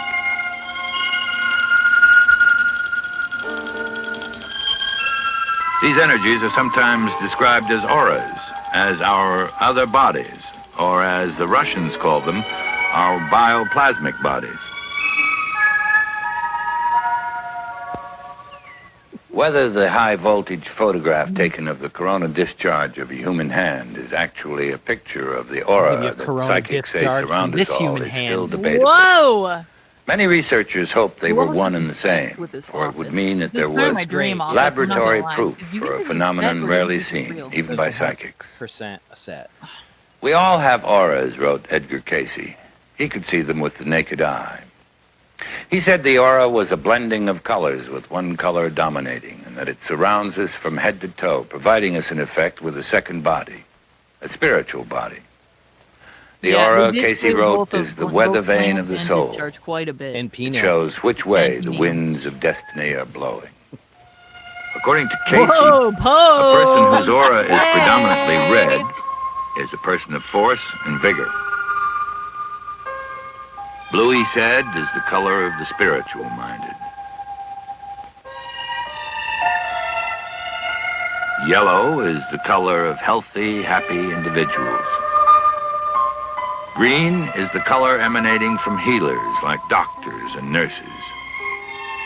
White is the perfect color, the color of purity. Yikes. Are these auras part of our other body, what psychics call our astral body, or what a French astronomer once termed our fluid body, or what religion calls our soul? It is this side of ourselves that researchers today are most intensely studying. They feel that it is the most important part of the work they are doing. They are looking through the keyhole of eternity, studying close up for the first time on a comprehensive research basis the question of our survival after death. One way to test the possibilities of our having these other bodies is to examine a phenomenon known as astral projection, or out-of-body travel. Phone off the hook. It was a little creepy. Did you see him? This is Tom Paris. Under the supervision of Dr. Adrian Van Oker, he is about to attempt astral projection. He's going to try to will his other body, his astral body, to leave his physical body and to travel here. See what I'm doing. Then he's going to return to his own body. Upon waking, to prove he has been here, Candace, he will report what he saw in this house. Such a good In idea. an ESP episode. Tom Paris has never been in this Start house. sending them in. Yeah, send your ESPs, He does not know Maurice. what this room looks like. I will have energy. I will have energy. I am energy.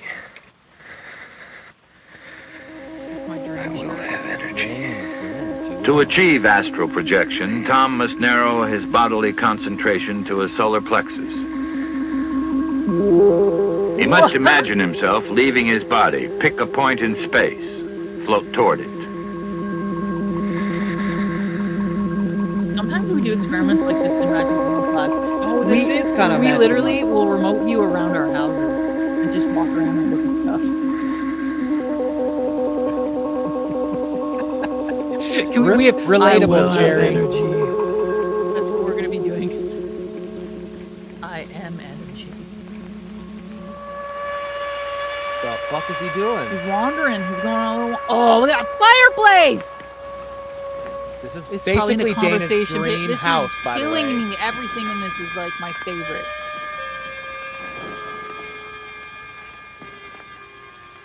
Was Tom Paris here? Could he have been here? Let's find out. I describe it as being like a light, a spot of consciousness.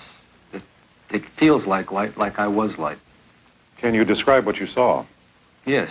He was sitting on a green plaid couch by his fireplace. And as I entered the room, he seemed to feel a chill. He rubbed his arm and his shoulder. And he might have seen me because as I passed in front of him, well, between him and the fireplace, he looked stunned, kind of surprised. Then he got up and he started moving about the room. Wow, that's cool. He has a Tahitian painting on his wall, and the book he was reading was an Agatha Christie mystery. See, I wish I knew if that guy was. What an you have actor. I just think he's seen gotta be an actor. that was Like, definitely actually real. happened at a recreation. controlled experiment held under the auspices of the Society for Psychic Research in Durham, North Carolina. It is something that is happening a great deal now as researchers test subjects who claim to have had out-of-body experiences. Some claim to have traveled great distances out of body, even to other planets. But more interesting are the spirit journeys taken by patients on deathbeds and by those who have survived after having been pronounced clinically dead. They tell of journeys to the other side, like Victor Solo of New York I don't City. know. It was something in. I the remember apartment. a So it very might be in the old powerful apartment. I don't know where you get in grid there. of Yeah, energy. you could have like hidden it. Solo was like- clinically dead for 28 minutes.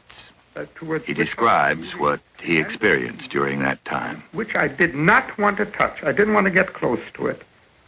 And I sort of had a very strong sense of resistance, but I was moving towards that grid with quite an irresistible force. I was quite reluctant to approach it, but I couldn't help it. And the moment I was in the grid, things Yeah, changed somebody in a in that very old apartment radical may have form. found a seventh I think finger. people do not Oh my die. God, they probably called the police. They were like, I "Oh think my you God, I simply found a step from finger!" one room into another room. Like you step from one dimension into another dimension. 28 minutes. That's a long. If we time. continue to exist after our physical bodies die, if there is another world on the other side, is it possible to communicate from one world to the other? One way of communicating between these two worlds is with the help of a medium at what is popularly known as a seance. Ooh. Here in this room, under controlled circumstances, in full light, observed by our two cameras, There's that the medium, guy's shirt. Reverend That was Dorothy Connor! Vallis, Oh, it does look is like about to Connor. conduct a It's gonna seance. be you right there. This is what we're gonna do. I just want to say. All mediums claim that contact scene in was the other awesome. world. He had like a little monologue, and everyone Reverend was waiting Vallis quietly in the contacts a doctor. Dr. Sarah speaking. Hello, Dr. Starr. Welcome.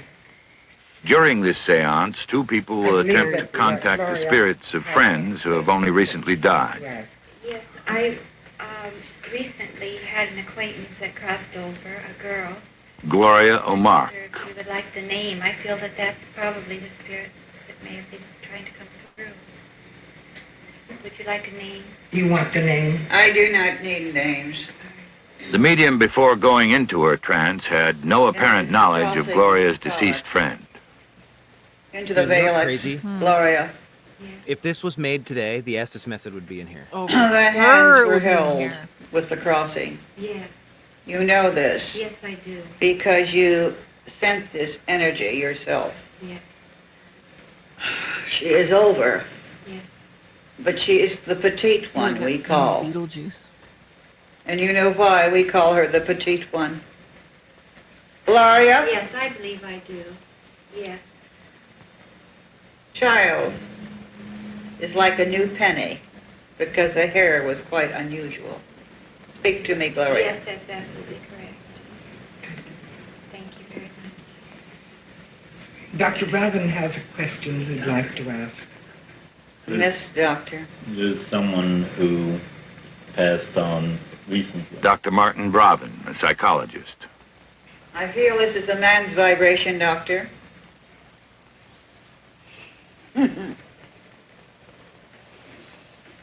I still have my sense of humor. Often the medium assumes the That is a vocal hell of an patterns of the outfit, too. prospective I know, I spiritual love that. contact. I was Gene outspoken, Hackman was there.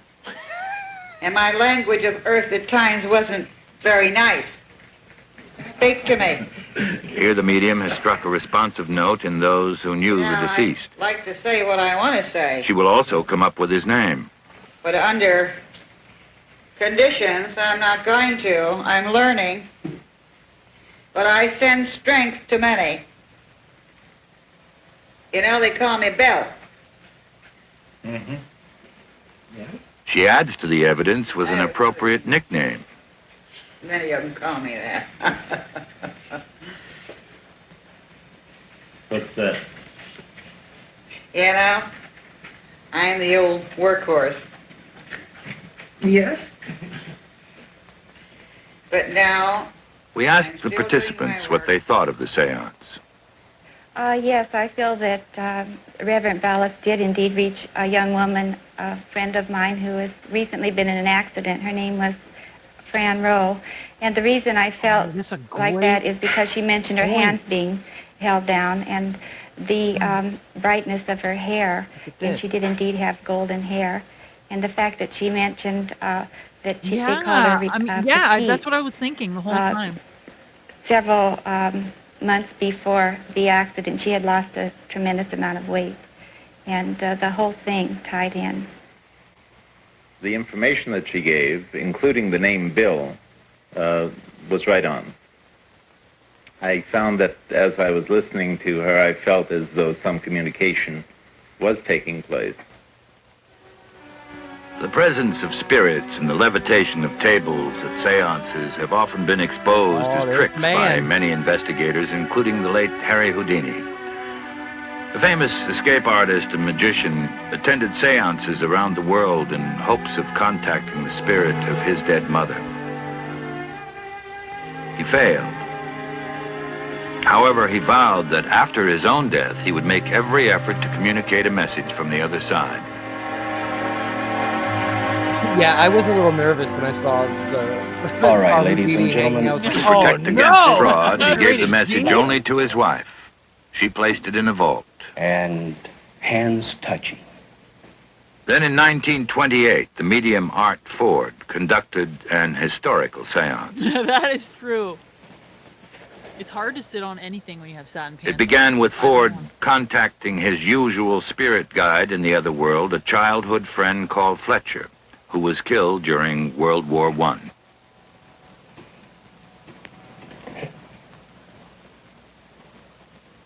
There is a man here, Harry Houdini. He wishes to communicate with his wife. He wishes a message be delivered. The message will be in code.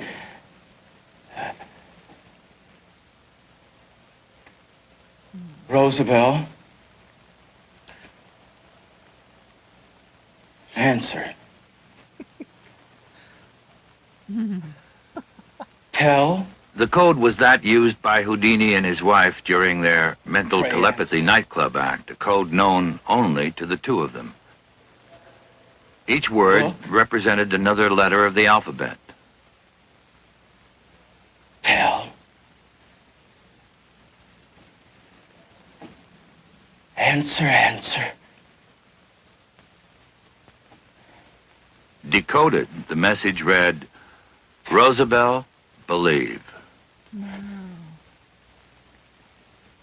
Houdini says, please give her this message. Mrs. Houdini, who was not present at the seance, later confirmed that this was the message her husband had vowed to send back. This communication possible. Art Ford died in 1971. Since his death, he has reportedly been in contact with newspaper writer Ruth Montgomery. Oh, okay.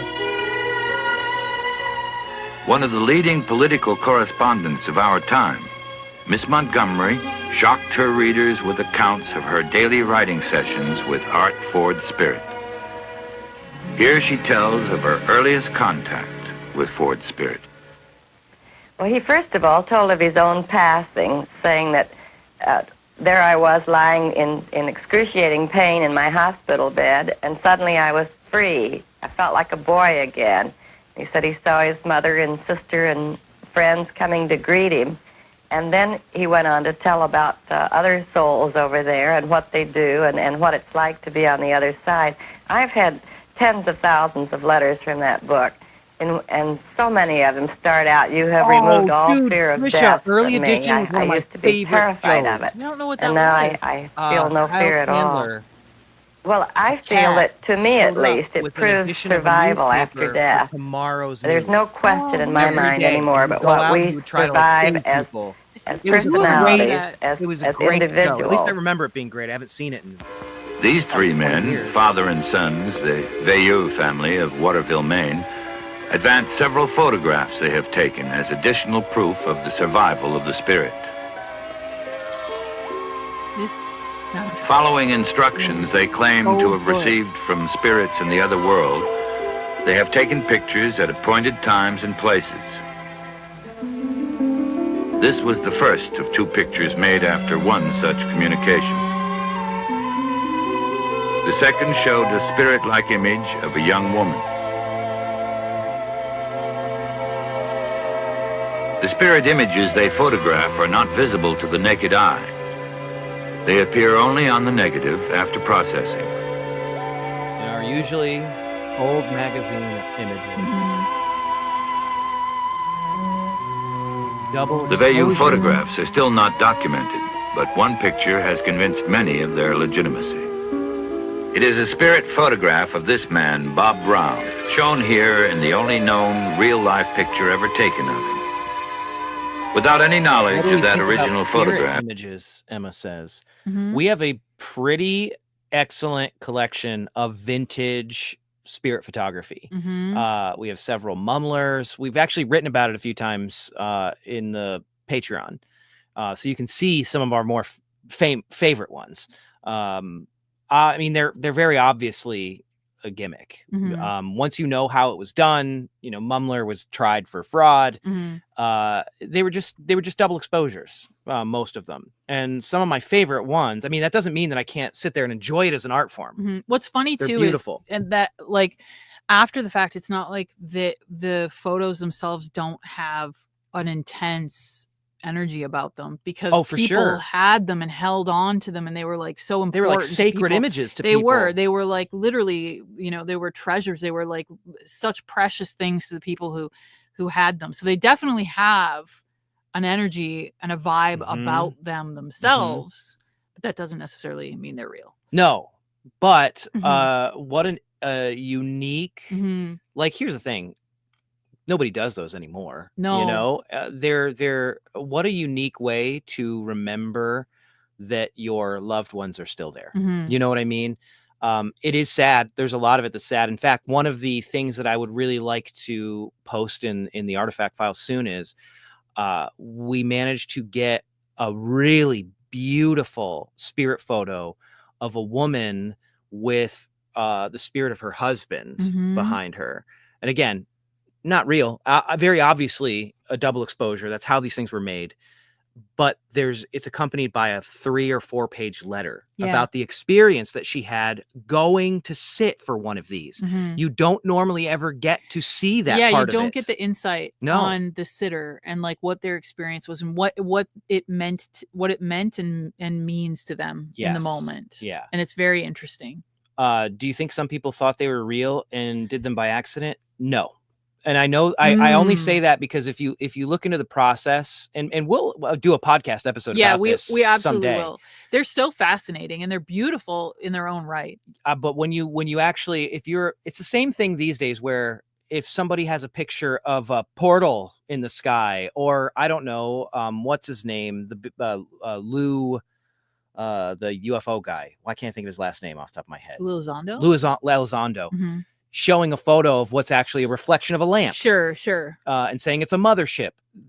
It's easy when you're a photographer, you have an interest in photography to look at it and know exactly like, oh, the sun is up here, Yes. your UFO's over here. You have It's an the eye same for it. shape as the sun. Mhm. It's easy to point that out or to go, well, those orbs are that's just dust or moisture in the air. The same way that back then, anyone who could afford to be a photographer, Mhm. it was a painstaking process Yeah. to actually have a photo turn out well. Mhm. There is not a way in hell anyone was doing that accidentally and Mhm. thinking it was a ghost. Yeah. You were doing that on purpose to Mhm. take money from grieving people. Yeah, and it was a very popular thing to do at the time. Like it wasn't, you know, there were many people who were doing those types of things. So yeah. Great question, Yeah. Danielle. Danielle says, what do you feel is the difference between that and the new AI where people are giving themselves photos with loved ones who passed? Yeah. Loved ones are doing that on purpose. Yes. They are doing that themselves. They Mhm. know what they're doing. They Mhm. know that it's not real. And in that way, they're in full knowledge and control of the situation. They're not really deluding themselves. They are giving consent for that. Bingo. And in the other scenario, they were often not ever giving consent, and they were just being tricked by people who were actively trying to deceive them. That's it. And I'm sure that there were some people who were doing it much the same way that, like, we might go and get an aura photograph taken, Sure. even if we don't believe that the technology really works. Yes. I'm sure there were plenty of people who were doing that for fun, Mhm. but also they were very expensive They to were. have done, and They're- they required like a lot of special preparation. Photographs of your loved one so that the person could stick it in and do a double Yeah. exposure. Yeah. So It was a process. yeah. Yeah. And so I'm sure a ton of people knew what they were getting into and knew, like, we're just going to do this for a fun gag, Mhm. right? But it's the people who didn't know Yeah. and genuinely thought that they were Looking having at a a photo of their photograph of a relative, yeah. ghost of their loved one. Mhm. I don't know. I'm not a psychologist, but I can't imagine that sends a really great message to your mind. Mhm. You know what I mean? Mhm. Mhm. That's just my opinion. I think the AI stuff is creepy. You know, again, ethics aside, these people know what they're doing. Yeah, They're doing yes. it themselves. Yeah. As opposed to paying somebody who says they have a special power Mhm. to do it for them. Like Phoenix says, no one likes being exploited. Exactly. Mhm. One feels exploitive. Yes. You could make an argument the other one's exploitive, Mhm. but it's more exploiting your dead loved one than it is Mhm. anything else. Yeah. All right, let's keep going. The Vayus produced this spirit-like image of Brown.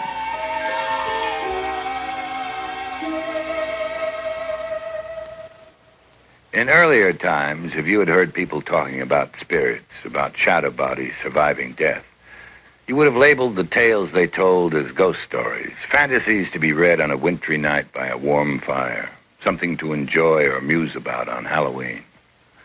But ghosts apparently do exist. We have the research done on seances, the testimony of seasoned observers, and now brand new discoveries. The tape recordings of voices thought to belong to the dead. Hell yeah. EVP. Pioneered by the late Dr. Konstantin Radeve of West Germany. Oh no, here we go. Technique for recording these voices Radeve. is very Guy's simple. on a roll. Yeah.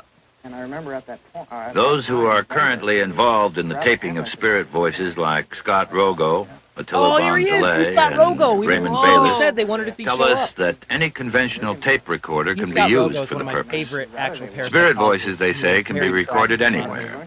However, they can only be heard when played back on the tape. Say, one day at the studio, a girl walked in. We got discussing psychic phenomena and so on. She said, I've got a couple of dresses belonging to Sharon Tate. I got them over at the Columbia studio. I got them from her, and this one has a label inscribed Sharon Tate, Columbia Studios. This one doesn't. So I decided to hold a tape recording and session and try to contact Sharon and ask her whether or not these shirts were authentic. Were they really her shirts, her dresses? And the voice came in and says, keep the shirt, indicating that this one is suspect and that this one is genuine. Mr. Bonzalé is playing back a voice he alleges is a spirit voice. Keep the shirt, the female voice said. This is no different For study than what that purposes, one he guy has with re-recorded it Botox several still times. does today. Like, I remember him talking to Robin Williams the day after he passed. It's not in great taste. Well, actually, this tape, prompts me to start thinking about, of course, the main issue that we're talking about here, which is where do the voices come from? Now, obviously, there's two possible answers. Either we are somehow communicating through your psychic ability with discarnate entities, or somehow through your own PK ability, you are somehow psychokinetically affecting something to get those voices on the tape. Spirit voices or psychokinesis? To further examine spirit voice tapes, our cameras visited a Southern California cemetery along with Mr. and Mrs. Harry Shepard, two other researchers of these phenomena.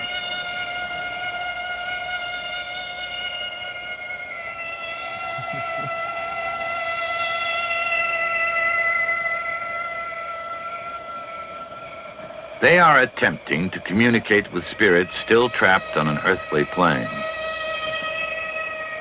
Oh, yeah? Classic. I'd like to challenge Classic. that. I'd like to challenge that assumption.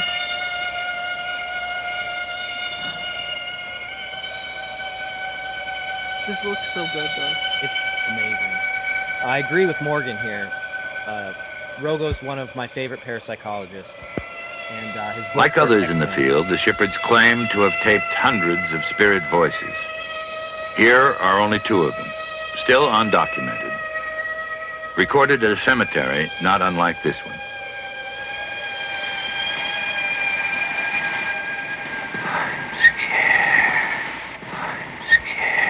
Ooh, it's creepy. Ooh, that is a creepy one. Let's get that recorder. We might have The it. best evidence for the existence of spirits is that presented by residents of haunted houses, like Mrs. Linda Clark. I've never believed in ghosts or anything like that. In fact, I'm not sure that I do now. Except I've no way to explain what happened that evening. My husband was working late, and my son Billy and I were in the living room playing Monopoly. $200, please, for pass and go. You've got all the money. That's the way it should be. What was that? Ooh. Exorcist vibes. Uh-huh.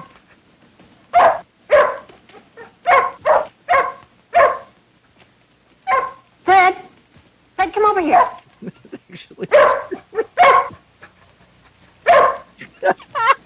Aren't you going to look? It's gone. It's probably outside. Fred! Shh! You move, honey. Mom, something out there. That does sound like some haunted houses I've been in, though. The sound of like a heavy piece of furniture sliding across a floor in another room.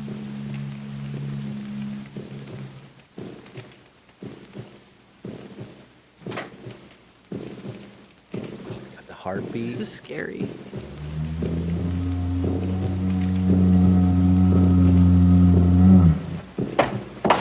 If I heard that, oh my there's God, no so way scary. I would be going towards that.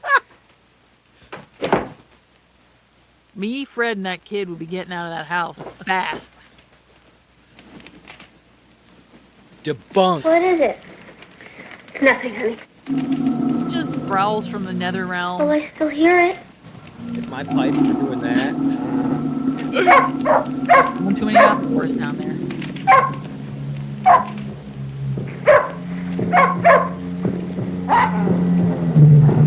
Mommy? What is it, Mom?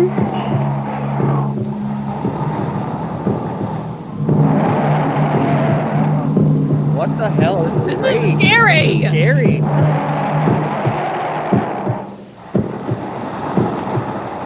Mommy? Shh, be quiet.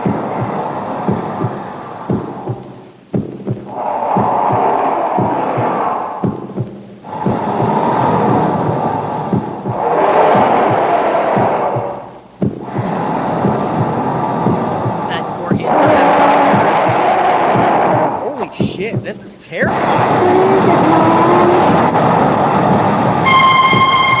Oh, get out of there!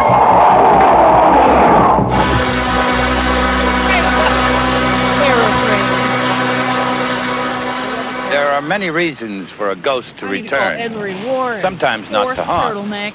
but simply to communicate with loved ones still of this world. Others return to try to break free from a violent and emotional bond that keeps their spirits tied to a certain place. I'm at the United States Coast Guard Lighthouse at Point Vicente, California, south of Los Angeles. Oh, it's all coming full circle. Several times in the last few years, members of the Coast Guard, young men with stable psychological profiles, have reported seeing the ghost of a young woman here. They've seen her above where the great light turns and below in the rocks near the crashing surf. There are many stories as to whom this spirit is, and how and why she dwells here, at Land's End.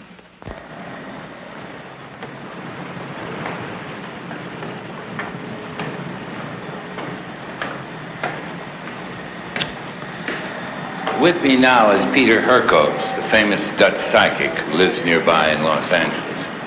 Peter, why did you pick this particular day to come here? Why? I like to tune in up to this really ghosts. Up there? Yeah. Psychics are often used to determine if a dwelling is haunted. They also They attempt to contact the spirit itself or read the auras lingering in the walls and floors. In this instance, Peter Hurkos is being asked to tell us if there is any truth in his opinion to the story about the ghost.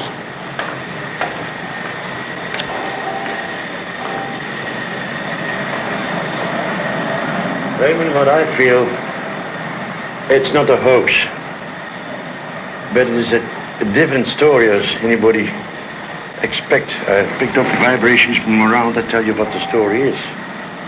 It was happening exactly about 2:30 in the middle of the night. The ghost, Peter tells us, is that of a young girl who killed herself after watching her boyfriend die in an accident. She must be very much in love with him that time. I burned his eyes. And she blamed herself that she thought she killed him, and he didn't kill him, but he fell off. He was drunk Good joke and fell always off the comes cliff. around at the end. Or she must have done something in herself. I don't know what. She did suicide, but she didn't die on a normal death. She has dark hair, looks like an Indian type, but she's not Indian. It's more an Italian type, olive face. The girl's spirit, according to Mr. Hurkos, returns each night at the time of her boyfriend's death.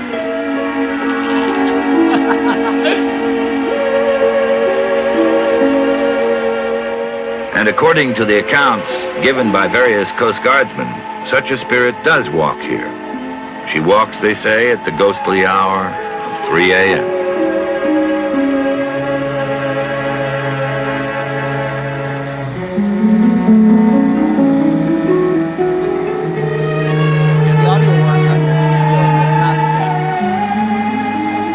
Ghosts have never been photographed on motion picture film, but there are these several startling still photographs. They are vague and mysterious, but they still represent the only manifestation of a life energy we are still learning about. Yeah, going up the stairs. Spirits have been photographed in the great houses of Germany. Couldn't be a reflection And from at that this church in giant, England. shiny dish. Now that's cool. That's a cool one. This startling photograph was taken at the grave of the poet Yeats in Ireland.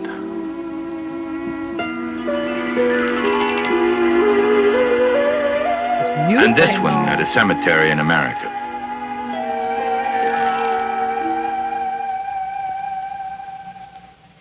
But mostly, ghosts are not seen, they are heard.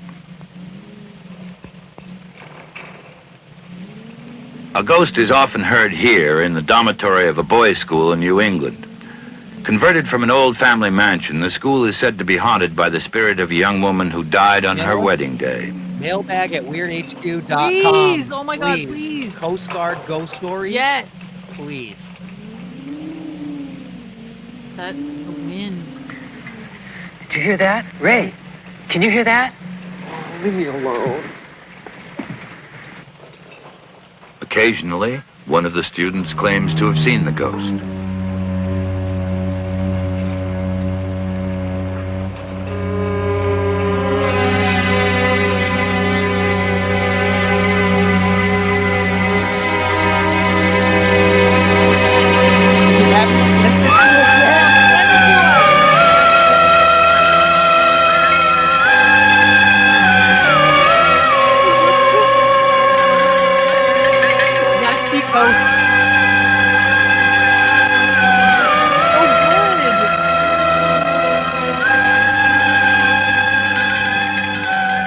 Belief in ghosts is based on the premise that energy and matter cannot be destroyed, only transformed. The same premise supports the theory of reincarnation. At the University of Virginia, where Dr. Ian Stevenson is studying reincarnation, there is evidence that we do return to Earth time and again in other bodies. Edgar Cayce believed this, and Taylor Caldwell's novels are said to be based on a knowledge of her past lives. Mozart's childhood musical genius is attributed to his having lived a former life as a musical artist. Other geniuses like Benjamin Franklin and Mark Twain believed they were reincarnates. And General George Patton believed he was a great general because he had been a military man in a past life. Researchers validate the accounts of reincarnation by checking out the details of the regressed person's previous life against the documented facts of that life. For instance, in one case in India, researchers verified a young girl's memory of a past life by finding money she said she had concealed in a town she had never visited or even known about in this life. I mean, if true. Another way to validate reincarnation is by going back in time through hypnosis. Psychic treasure hunt. That feels like fun bullshit. And Roger Doyle. During these sessions, I regressed, of course, into a different life. As a matter of fact, many different lives. I think one of the most interesting, perhaps, was as a Spanish soldier during the 16th century with Cortez.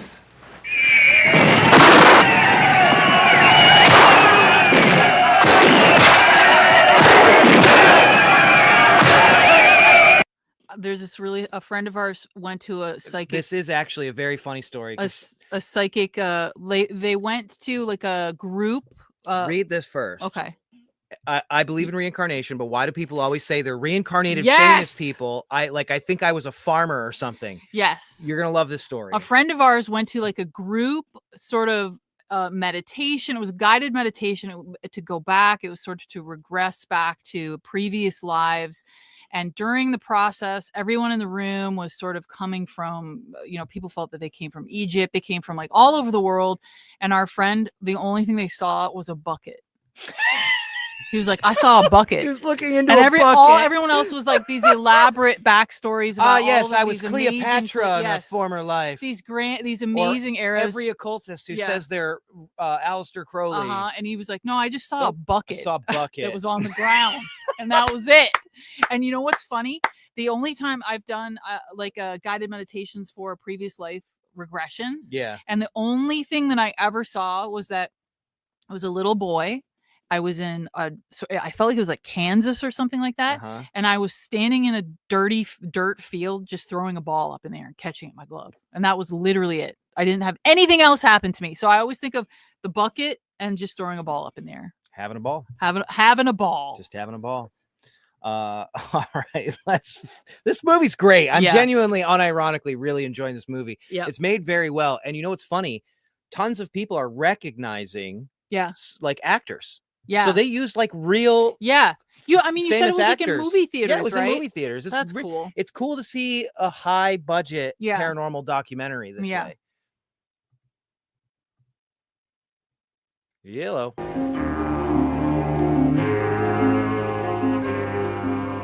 Then in 1848, when the Fox family of New York communicated with spirits, psychic investigations became respectable again. Even Queen Victoria of England was attended by a personal psychic. And in America, President Lincoln is said to have attended seances held in the White House. Oh, fuck, I did. Way How back. did I do I'm like, that? what did you do? God damn. Dutch psychic did this, and in detail.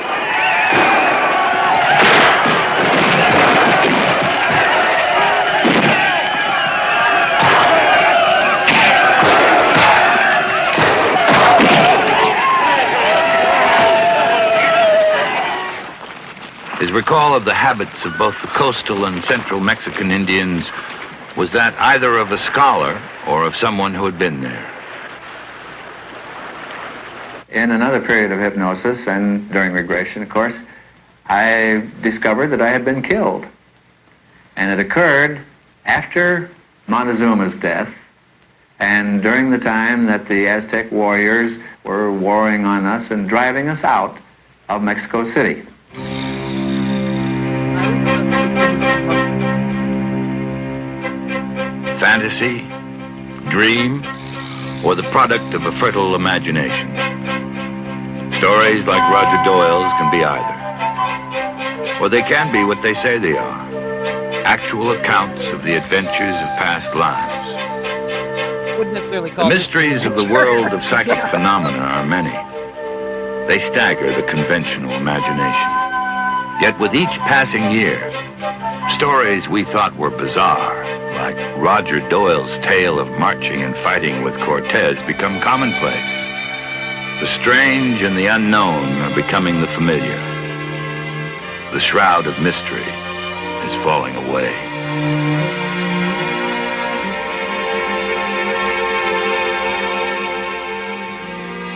Acceptance of psychic phenomena is growing. Belief in it has grown as the evidence for it has grown. For many, this evidence is absolute proof that these psychic powers do exist. Most of the skeptics now agree that at least some of these strange and mysterious forces exist in all of us. Men of science now tell us that we are indeed different beings than we thought we were. We are, they say, psychic beings. And if we're not afraid to push back the boundaries of our ignorance, if we learn to channel our latent powers, we might be able to alter the future in a way that we now can only imagine. We might perhaps think of communicating across the great barren stretches of outer space using telepathy. We might even solve the mystery of time and teletransportation and move freely from planet to planet, galaxy to galaxy. We have better audio on hell. We are indeed different beings than we thought we were. We are energy made of the same stuff as the stars.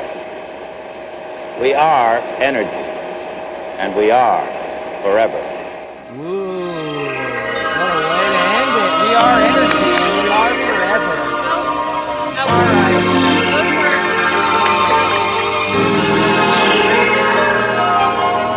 Loved it. Oh my God. Well done. Now, pretty good.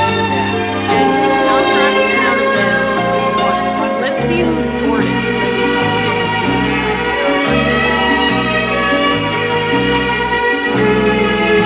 Bob Summer. Oh yeah.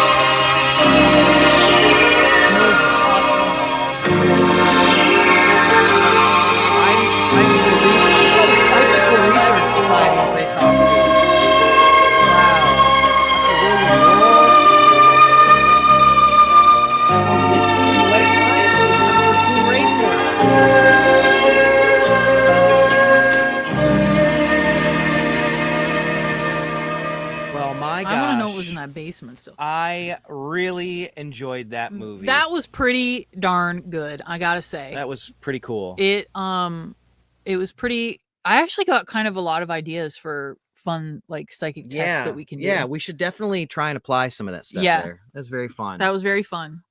This was super cool. Yeah. You know what's funny? We've been constantly chasing rods. I know. Let me think about the phrasing of that. We've been constantly chasing the high we got from rods. Yes. There you go. Not quite there. I mean, it's kind of... See, the problem was, this was actually good. That was what I was going to say.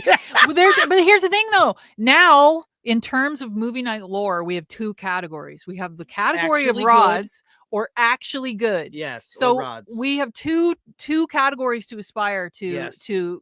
defeating the champions of, because I think that both rods and this movie were so good that they get their individual slots. Yeah. Don't you think? I think so. So that's good because we'll find more documentaries that are actually good. I mean, I quite literally have been spending hours and hours cataloging these old VHS tapes. This one, you can go and find this. I think you can watch it for free on YouTube. I think that it's out there. This one's not like a particularly rare one. Mhm. And you can go and watch this one anytime you want. It's not going to be a hard one to find. Rods, on the other hand, I mean, you can find rods probably. you can probably find rods. Yeah, there's a rod. There's a rod around every corner. If There you're is. looking. Yeah. I do have some that will fall into the rods category. Yes. There's one in particular yes. that I'm very excited to screen. Yes. That I think we will be howling with laughter. Is that until we're next like, month? okay, you can stop beating around the bush now. Okay. Maybe next month. Probably next month. We'll do that one. I am very excited about that one. This I was pleasantly surprised. They definitely had a decent budget. I like that we got to see a car explosion. Oh my God. They had pyrotechnics and stunts. Linda saved her mom from so cool. a car accident. Yeah. There was a demon in the basement. An interactive psychic test. Yeah, there was a psychic test. Oh my goodness. It was pretty great. Oh, Ashley. What is this called, Greg? It's called The Amazing World of Psychic Phenomena, hosted by Raymond Burr. There you go. Look for the black turtleneck lighthouse combo. There's a great poster. I'll have to take a photo of it. Yes, you have to, because it's so good. And we have it hanging in the living room just because it's so cool. It's actually what inspired our museum logo. Yeah. Because it's so and you'll understand why when you see it. So to answer Ashley's question, Ashley said, I don't have D+, so I haven't seen your episode with Jeff Goldblum. Can you stream that with us, or is it illegal? It's probably illegal. Yeah. And Disney, this is the worst part. Even if you had Disney Plus, you still wouldn't be able to watch it because they the took show's it not there down. anymore. They took down Jeff Goldblum's show. Can you believe it? But that's a bummer. I will tell you this. Is there a scene? If you go to GregoryNewkirk.com and you look in projects, you may be able to watch the entire clip of us. Oh, on the that's show. good. Yeah. You know. There you go. It's a little sneaky, little just it's portfolio. You're just pointing people there. Portfolio. Yeah, so if exactly. you want to check that out, you can see that there. Otherwise, because here's the thing. I mean, it's not available to watch. Mm-hmm. So it's frustrating that you can't go here, check it out. It's not on DVD. It's not on any of that stuff. It's very, very strange that show. The mouse will get which you. Was you gotta be careful. Very well reviewed. That's the problem. It's a mouse. It's Disney. The mouse will get you. It's Disney and National Geographic. Yeah. Not a 50-year-old film from that's on literally on VHS. Gosh, that was so good. I actually really enjoyed it. I really enjoyed it. That was fun. That was a good. This is, you know what though? It's also good because now we know we can all sit through an hour and a half long documentary together and still have fun. Yeah. So we can stream some longer ones. Yeah, no, this was great. This was great. It went by super fast. Well, when it's good. Yeah. And it's not just showing the same 4 clips over and over and over again. Like Rods? Like Rods, which, Rods was its own thing. That's so fun. Emily says if it's off streaming, you can typically find it for $1.99 on Google Video. There you go. So maybe you can find it out there, but it is not on Disney Plus anymore, which is weird. It stars like a humongous celebrity. I know. It won awards, or at least was nominated for a lot of awards. Yeah. And it's not available to watch. It's really weird. I mean, it's just the way it goes. Casey says, Greg, what's your middle name? Why don't you guess? I mean, I know what your middle name is. It's Danger. Ah. Yeah, the reason I have GregoryNewkirk.com and not GregNewkirk.com is because I'm in a standoff with Gregory Newkirk? With a Greg Newkirk, who is I think like he's like a surgeon, right? No, there's a bunch of different Greg Newkirks out there. This guy who owns it is like he's some kind of like biologist or something like that. Oh, really? So like I'm constantly getting, because I read a lot of research papers for stuff that we're doing, like from like academia, whatever, and they're always trying to get me to claim his research. Oh, that's so funny. But this is the part that's annoying. He goes by Gregory Newkirk. Maybe you could not message Greg him Newkirk and be like, "Can we do a switch?" I would love to swap with him because I don't ever go by Gregory. Yeah, it's so weird. I wonder if you messaged him and you were like, "Listen, can we do a switcheroo?" He must fucking hate me. He's probably like that. He's a real scientist who's like actually doing real academic work, This and I'm guy's out got here gray hair, chasing goblins and he's telling talking about people goblins. to bend spoons with their minds. Mhm. He must fucking hate me. You're his arch enemy, probably. Well, maybe you should wrestle him. I'm just gonna start claiming all of his research. That you're people are gonna be like, oh, that's it. That's how I become a parapsychologist. Just through him. Yeah. Through him. Oh, I am a PhD. I mean, there is a Gregory Newkirk. What have you worked on? It's biology That is a stuff. You wouldn't be PhD. interested, but you can look up my research. That's so funny. I love this. It was fun. It was very so fun. I loved it. It was I love that we got to cover all. Like we even got ghosts. And, you know? So my middle name is Lewis. Yeah, it's a Lewis. It's Gregory Lewis Newkirk, which it does sound very aristocratic, I think. Gregory Lewis Newkirk. Gregory Lewis Newkirk. It's pretty good.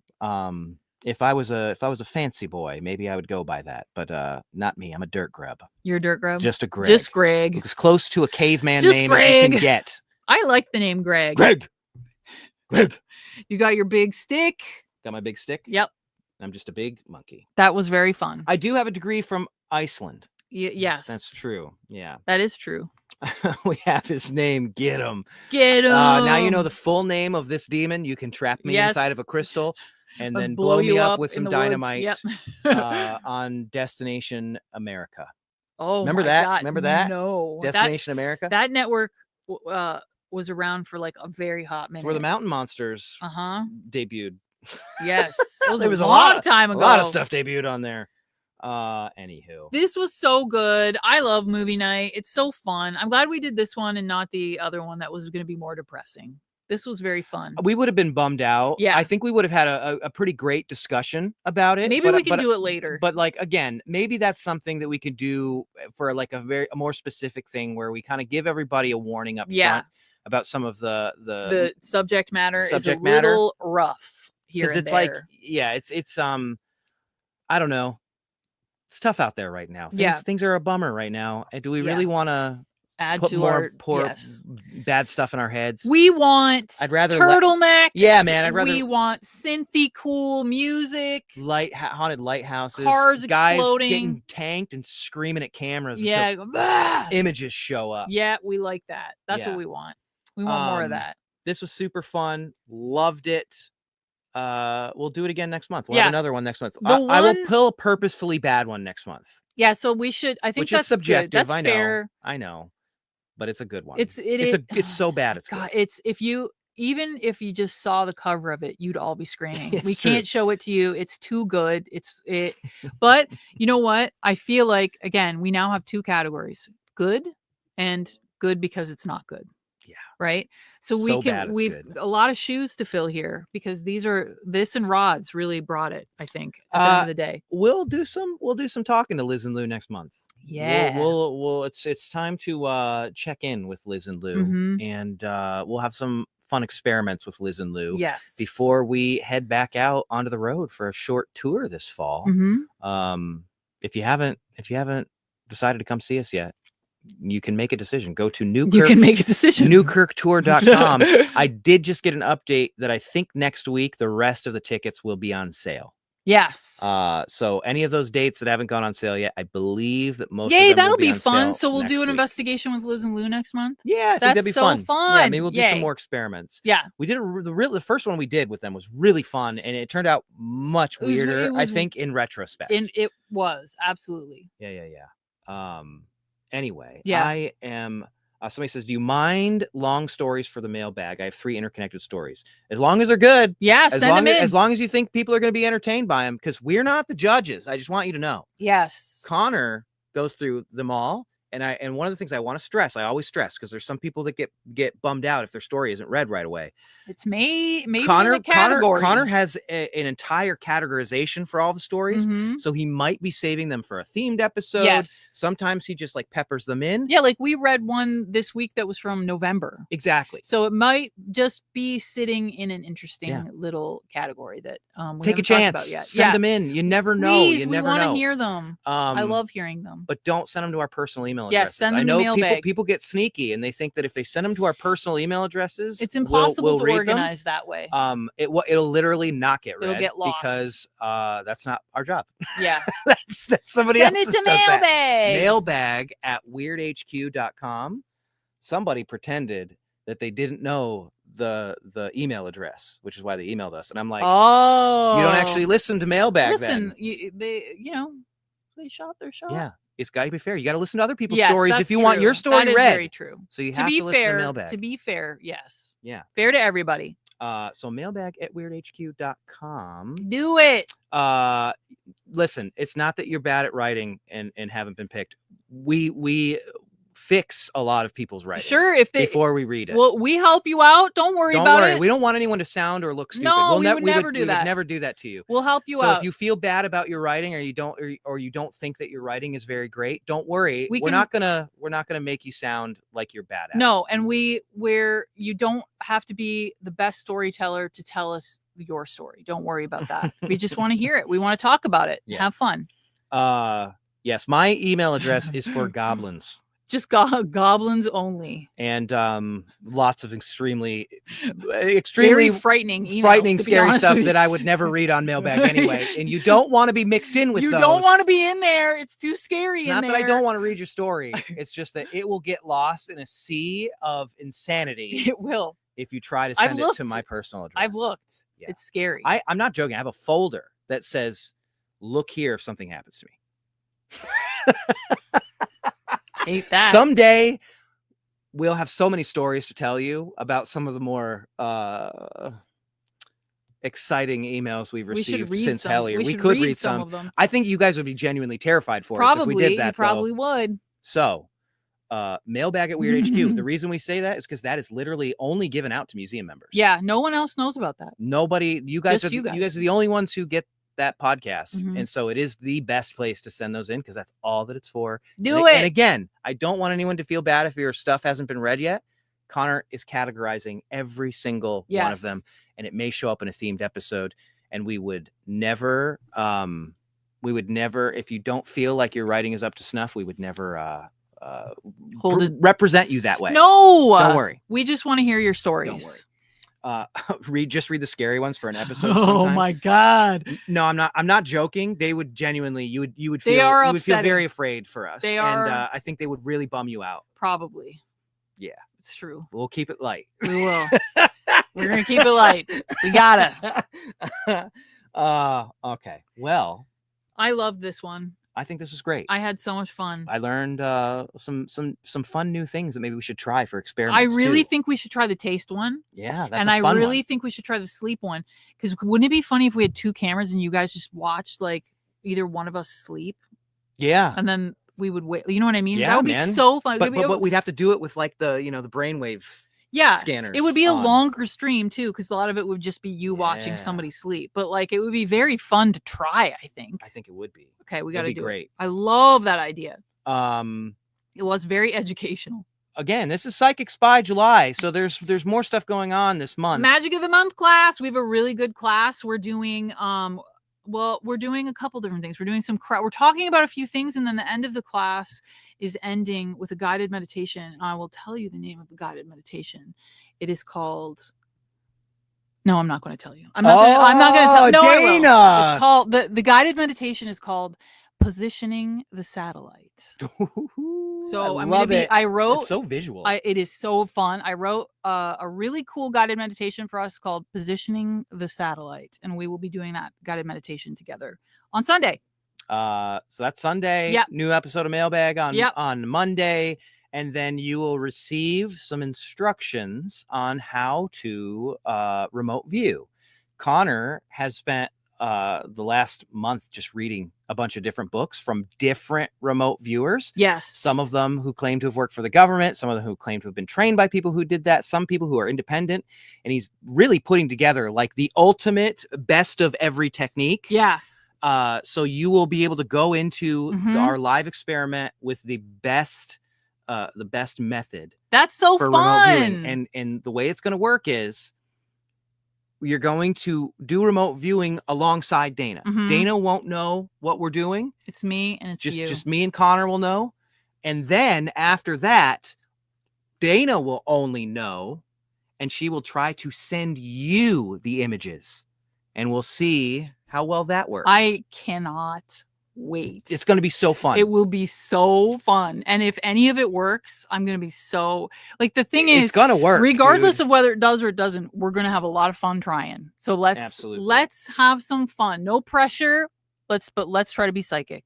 Yeah, man. Let's do Here's it. The thing. There's going to be several hundred people participating in this. Yeah. Some of you guys are going to learn something new about yourselves. You might. Yeah. Connor and I were having a whole conversation about how it's going to work.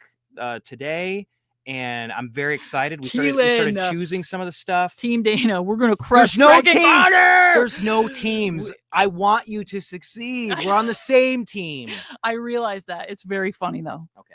But it's going to be very fun. It'll be very, very fun. See, Emma says I've tried remote viewing and only seen shapes so far, but we'll just see. We'll see. That's what remote viewing is. That's what remote viewing is. Emma, you're incredible. You're psychic. You're using your mind in amazing ways. Seeing shapes is amazing. Yes. You're already ahead of the game. Yeah. It's going to be super fun, and I think a lot of people are going to find out that they're probably pretty good at remote viewing. Yeah. And then you can just try it and all the time. Yeah, you have a new skill, a discernment skill you can utilize. Okay. We're all on Team Dana. It's Thanks, Dana Nation. Thanks, Greg. As Keelan says. Yeah, I mean, listen, Keelan was part of a pretty crazy remote viewing revelation. Keelan was in the podcast. facilitator of it. Keelan actually sent that stuff to you. I know. It's because Keelan and I have the same last name. Oh, it is. 1 T, 2 T, but it's the same last name. That's true. Mm-hmm. So anyway, clearly that's the key to being psychic.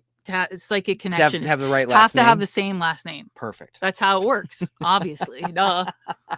That is what makes sense. Anyway, very excited for it. It's going to be so fun. We're gonna have a good time. Yep. Somebody asked when that stream is. Check the schedule. Check the schedule. I don't know off the top of my head.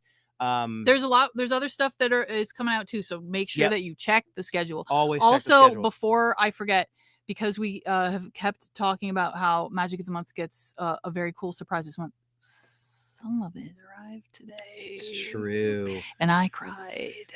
If you join Magic of the Month this late in the month, will you still receive the monthly Magic kit in the mail? You will get it next month. Yes. So you always receive, whether you start on the beginning or the end of the month, anytime in that month, you get the one that ships towards the end of the next month. Yes. So you will get next month's. I know that this month's we've built it up.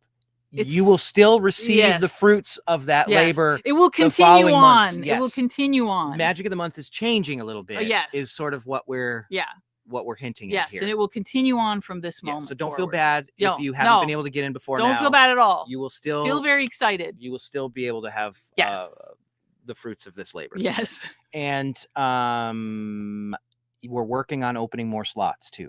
Mm-hmm. Hopefully very soon. That will be a reality. There's a lot of things that are happening in the background. Yeah. And we'll get to talk more about those next month. And then shit's really going to start flying. Yay. You guys are going to get so much stuff. And I've said this before. I'll say it again. We always, literally everything we do, the museum community is the first thing on our minds. Mm-hmm. So everything we do, we are thinking of the museum program first. You know what it's like? It's like the scene in The Omen, and we're like, it's all for you, Damien. Except you guys are Damien. It's all for you. Yes. Museum members. To stress this again, if you upgraded to Magic of the Month on June 1st, you get this month's kit. Yes. That's how that works. Whether you did it on the 1st or the 30th, you get the one that goes out at the end of this month. Yes. Yes, and it's a good one. And I promise the FAQ literally will answer any question you have about anything. Check out the FAQ. So check that out, because I might misspeak sometimes and give you bad information. The FAQ is always correct. The FAQ is always correct. Yes, it corrects us on multiple occasions, and we wrote it. It's true. Please check out the FAQ. Okay, that's it. That's all I got. Man. This was a great stream. I had a blast. This actually improved my mood. I was kind of in a shitty mood Me today. too. I was upsetty, and now I'm very happy. Good last night. And I know. This was super fun. Yay! But hanging out with you guys always makes me feel better. It was the turtlenecks. It was all the turtle. Every time I saw a turtleneck, I got happier. Every time I saw a conversation pit, I got happier. Yeah. Every time I saw a deep V in a room that looks like there should have been more medallions. Cigarette smoke just floating in the air. There should have been more medallions. There was definitely not enough medallions. I will say that. I want you guys to send me some good vibes, because there's an artifact that I'm chasing. Dana knows what it is. Greg needs rub your hands together. Send Here's Greg the thing. some good It's kind of lame. It's but it's pretty cool because of how lame it is. It's very and it is one of a kind. Yes. And I'm trying to work it out right now. Yeah. But it will require a bit of effort. A bit of good vibes. And good vibes. So cross your fingers. Cross your fingies. Cross your toes. Cross your penile glands. Mm-hmm. I'm doing it right now. Pineal glands, not penile glands. Do that too if you want. Whatever you Whatever. want. Whatever you got to cross. Whatever you have to cross it. Cross it. Cross it. Cross it for me. Cross it all, baby. I'm not going to be too heartbroken if it doesn't work out, but it would be very funny, and I think you would all appreciate it. And my goodness, the reveal would be pretty hilarious. Anyway, it's not Crowley's wand. I mean, that wouldn't be amazing. That wouldn't be lame. Are you kidding me? No, that would be crazy. And kind of scary a little. And I'll say this too. If there's ever anything that you run across that you think should be acquired for the collection, yeah, let us know. Please let us know. We want to know. I want to know. Send stuff our way. Absolutely. Okay. I'm saying it again. I'm buying a goblin. You are? That's what Holt says. Guess what? Corey says drink. I'm not going to have to buy one because maybe I already have one. It's the goblin. They're all of us. They live inside of us. We are the goblins, mister. We are the goblins, mister. It's very true. We need shirts that say we are the goblins, mister.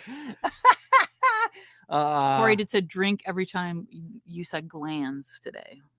Glands was a word we heard quite a bit. We did hear it quite a bit today. Yeah. Love you guys. Appreciate you guys. Yep. Thanks for hanging out with us and watching this crazy movie. Yay. We love that. We'll have a new one next month and a bunch of stuff to announce. I'm going to eat some chocolate. Let's do it. Okay. I'm excited. I'm going to eat cookies. That's what I want to eat. All right, everybody. Have a fantastic rest of the week. Enjoy the weekend. See you on Sunday. See you on Sunday. And we'll talk to you on Monday for a new episode of Mailbag. Yay. Love you guys. Love you guys. Adios, amigos. Bye. Bye.